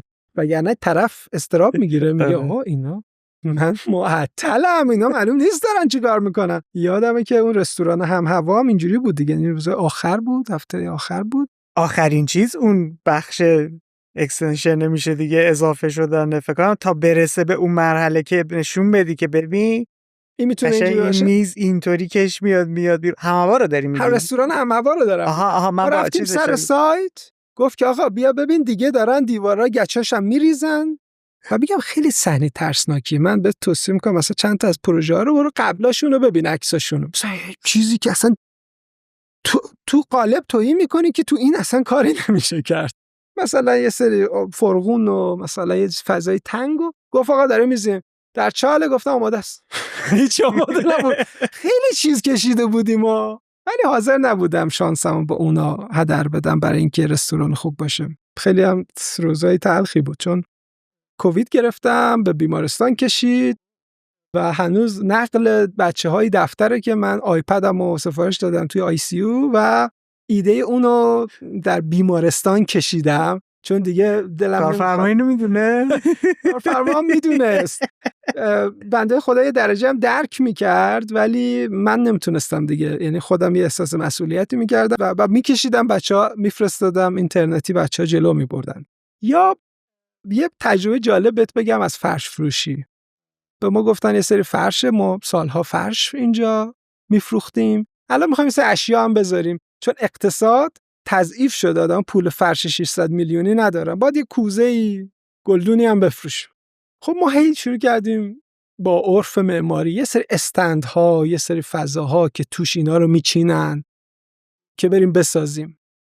اینم در نمی اومد. از اون طرف میزم آدم‌ها وسواسی، کمی نگران، مردد. اینم already بود که این پروژه مثلا چند سال بود که در حال کار بود. آره. یه جایی خب دیگه دیدیم نمیشه دیگه، همون استندار رو بردیم نشون دادیم گفتیم تر اینه. اونا هم گفتم واو عالیه، بالاخره ما میریم شروع میکنیم و کارگاه رو گرفتن شروع کردن به منتظر بودن منتظر بودن و گفتن این عالی شد. ما هم گفتیم خب عالی شد. شب خوابیدم احساس کردم که چقدر باور داشت به خیلی هم عالی نشد و میدونستم که آخرش فعلا چی نمیگم ولی آخرش این میزن دوباره بیرون. یه چند روزی گذشت و یه سری از بچه‌ها داشتن روی رندرها و نقشه‌ها کار می‌کردن که برسونن به کارگاهی که اونا داشتن توش این کارو انجام میدادن در اصفهان. من یه نفر دیگه‌ای که دستش خالی بود و گرفته بودم گفتم اینجوری هم بزن اونجوری هم بزن روی چیزایی که هیچ ربطی نداشت. تا رسیدم به ایده ستون فرش. ستون فرش یه کلمه است ولی انگار یه دیاگرامه، یه معماریه. همزمان داره همه چی با کلمه نشون میده که یه جایی که مرز بین ستون که عنصر معماریه و فرش به هم میخوره. به این که رسید گفتم این اون چیزیه که باید رگو گذاشت روش. گفتم که اینجا جاییه که همیشه مثلا معماری میخواد فرش رو نشون بده. الان تو بری تو کل نقشه جهان به چرخی و پوشه‌های اطراف یه دیواراییه، فرش رو میچسبونن شبیه نون سنگک رو دیوار یا یه تختاییه که میذارن اونجا. یعنی آویزون کردن تو میری ورق میزنی. ورق میزنی. قلنجش از اونجا برای ما شکست که گفتیم که به جای اینکه یه سری استند به فیزیکی داشته باشیم با اینا فضا درست کنیم، فرشا رو بذاریم داخلش، با خود فرش‌ها فضا بسازیم و بعد این فرش‌های مدور فضاهایی خلق کنن که توی دلش بشه اون اشیا رو جا داد. وقتی کار میرسه به یک ایده‌ای در این حد روشن، من احساس میکنم که یه بخش مهمی از راه رفته شده. نیاز به کشتی گرفتن نیست. مسئله معلومه چی میخوای. یه بخش زیادی از انرژی و عمر من رفت سراغ این که کارفرما رو متقاعد کنم که اون طرح قبلی که خودم به شما دادم و خیلی دوستش داشتی و کار شروع کردیم اون نکن، بیا اینو انجام بده. فروختنه اون نارضایتیه اینجوری رهات نمیکنه دیگه. و خیلی هم کار سختی بود به خاطر اینکه مثلا شما وقتی بگی که بیا این استندار رو بساز، این پارتیشن‌ها رو بذار، طرف داره میبینه که کارگاه داره میره جلو.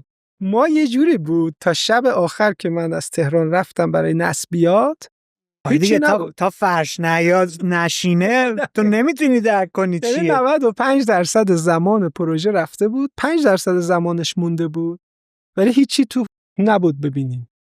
ذره ذره که این فرش ها رو آویز کردیم به اون تسمه های بالا، اون سفیدی ها رو گذاشتیم و این شکل گرفت، انگار تو اون 5% زمان باقی مانده پروژه شکفت. کارفرما خیلی همراه شد با ما. خیلی این نمیتونست ترسیم کنه تو ذهنش یهویی که دید. بله خیلی جالب بود و از همون موقع که دیگه یه ذره این کاغذهای پشت شیشه رو کندیم، آدما یه لحظه رد شدن نگاه کردن، یک دو تاش اصلا اومدن تو گفتن آقا هنوز افتتاح نشده.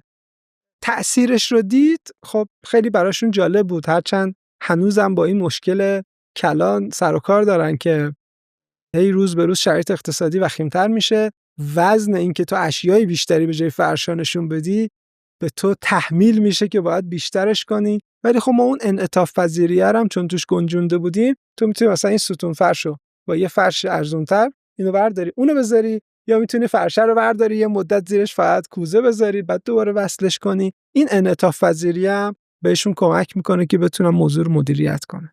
جالبه. بریم سمت جنبندی.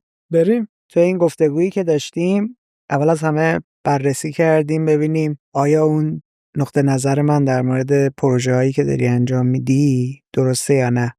بررسی کردیم ببینیم جایگاه قصه گویی، جایگاه کاربری و جایگاه تجربه ساختن توی طرح‌های تو به چه نحوه. دستمون رو گرفتی بردی توی این مسیر و برامون باز کردی که کاری که داری انجام میدی به عنوان یک معمار، به عنوان یک استراتژیستی که میخواد بیاد مدل نگاه آدم‌ها رو نسبت به فضا و ساختمان تغییر بده، اینه که از واقعیت‌های موجود بری به سمت خلق یک واقعیت جدید. با هم در مورد این صحبت کردیم که توی این خلق واقعیت جدید چه پارامترها و المان‌هایی اهمیت داره. در مورد 3 پارامتر اصلی صحبت کردی. اومدیم جلوتر متوجه شدیم با توجه به تجربه زیسته‌ای که داشتی، با توجه به اینکه آدم چند پتانسیلی بودی، توی حوزه‌های مختلف داشتی کار می‌کردی، امروز به عنوان یک معمار